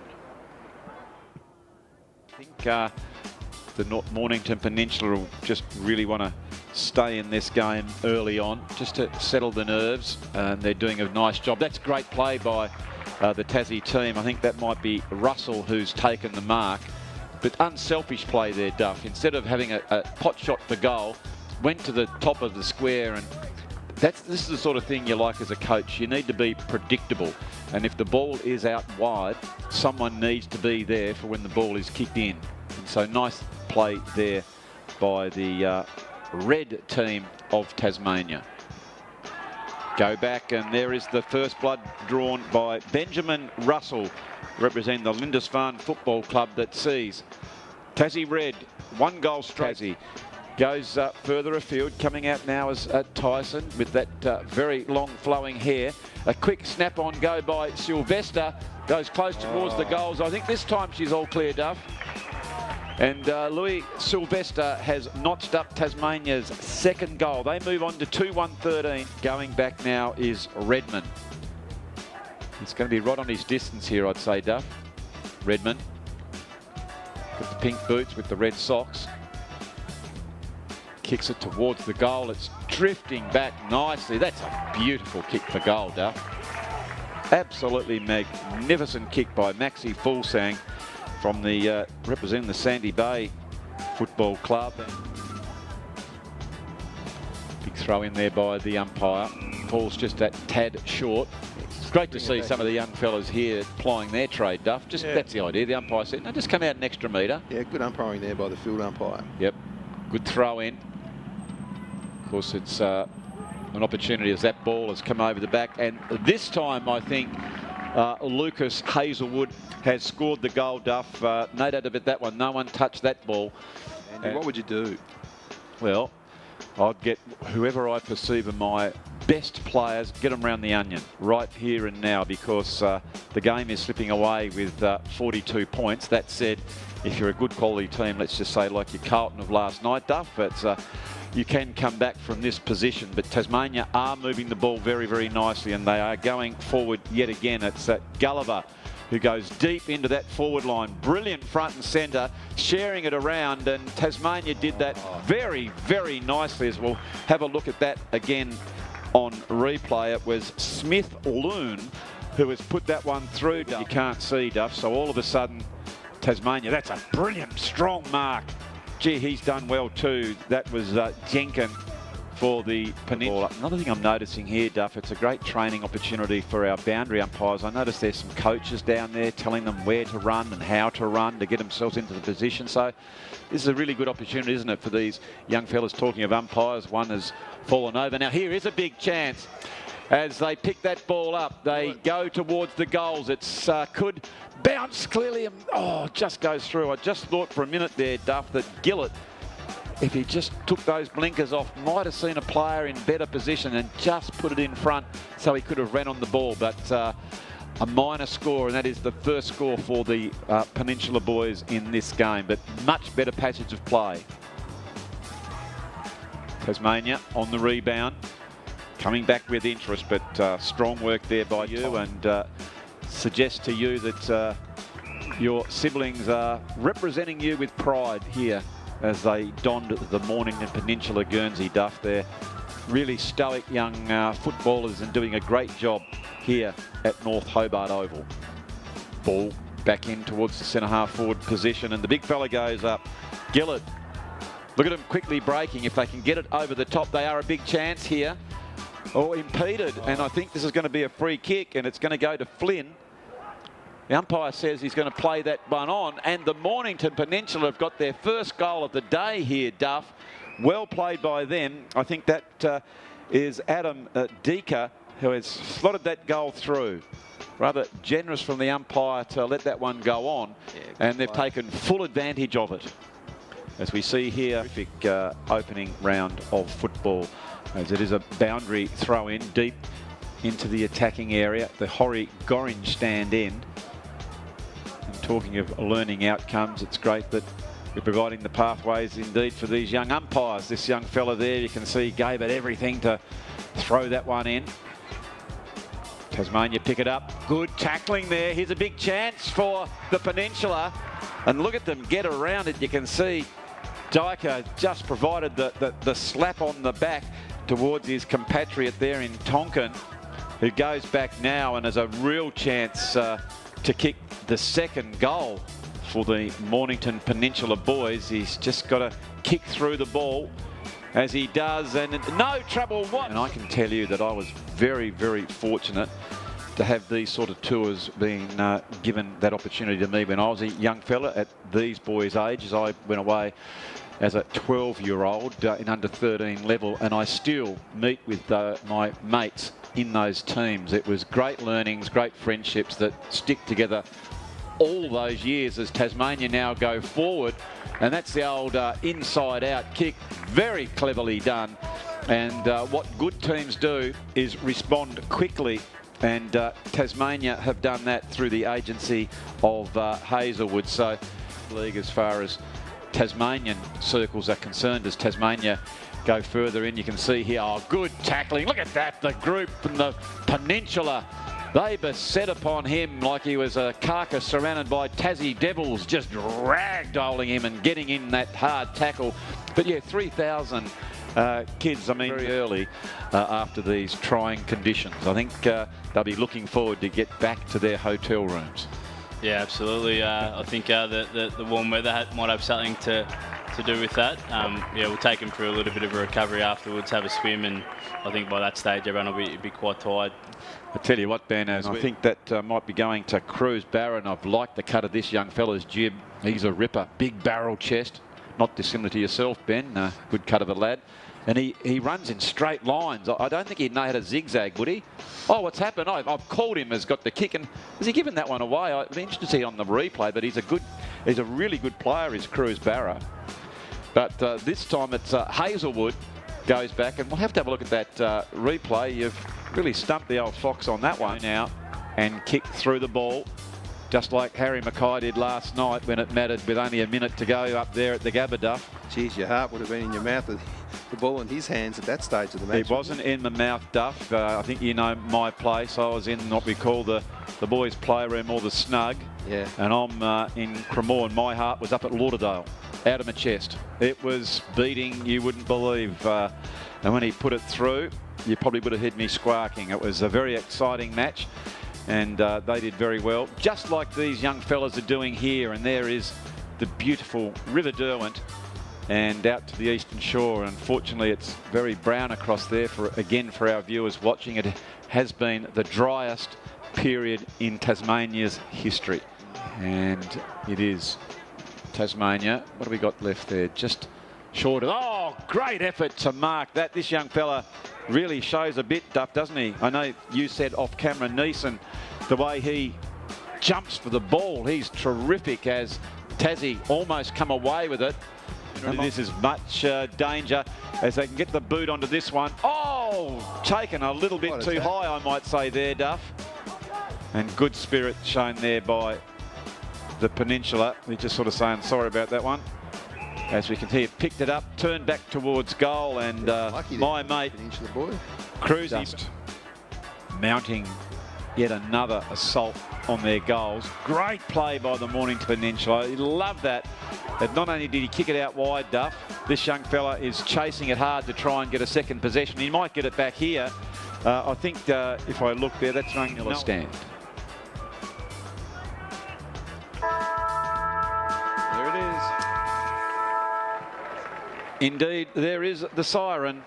And I think the winner there, Duff, was football and genuinely the friendship between these two competitions. But that said, on the scoreboard it reads Tasmania 12-16-88 to the MPJFL 2-3-15.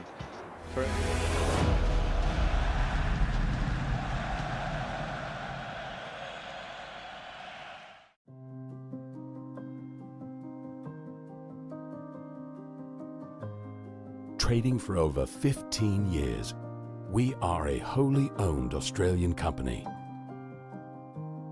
valuing safe delivery, the integrity of our people, and the quality of our work.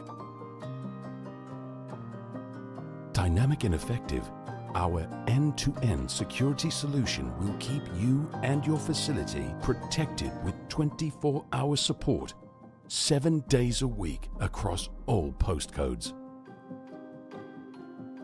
We are out-of-the-box thinkers, providing the latest cutting-edge technology, design and equipment, offering electronic security, perimeter protection, vehicle mitigation, and manufacturing. We integrate and innovate our service and products, designing, engineering, and servicing all of our offerings. Our core industries include corrections, infrastructure, defense, policing, controlled substance, and commercial. Providing regular reviews and validations, we deliver inbuilt governance systems to ensure compliance. We are the benchmark for quality, design, and technology. We are Innovative Controls.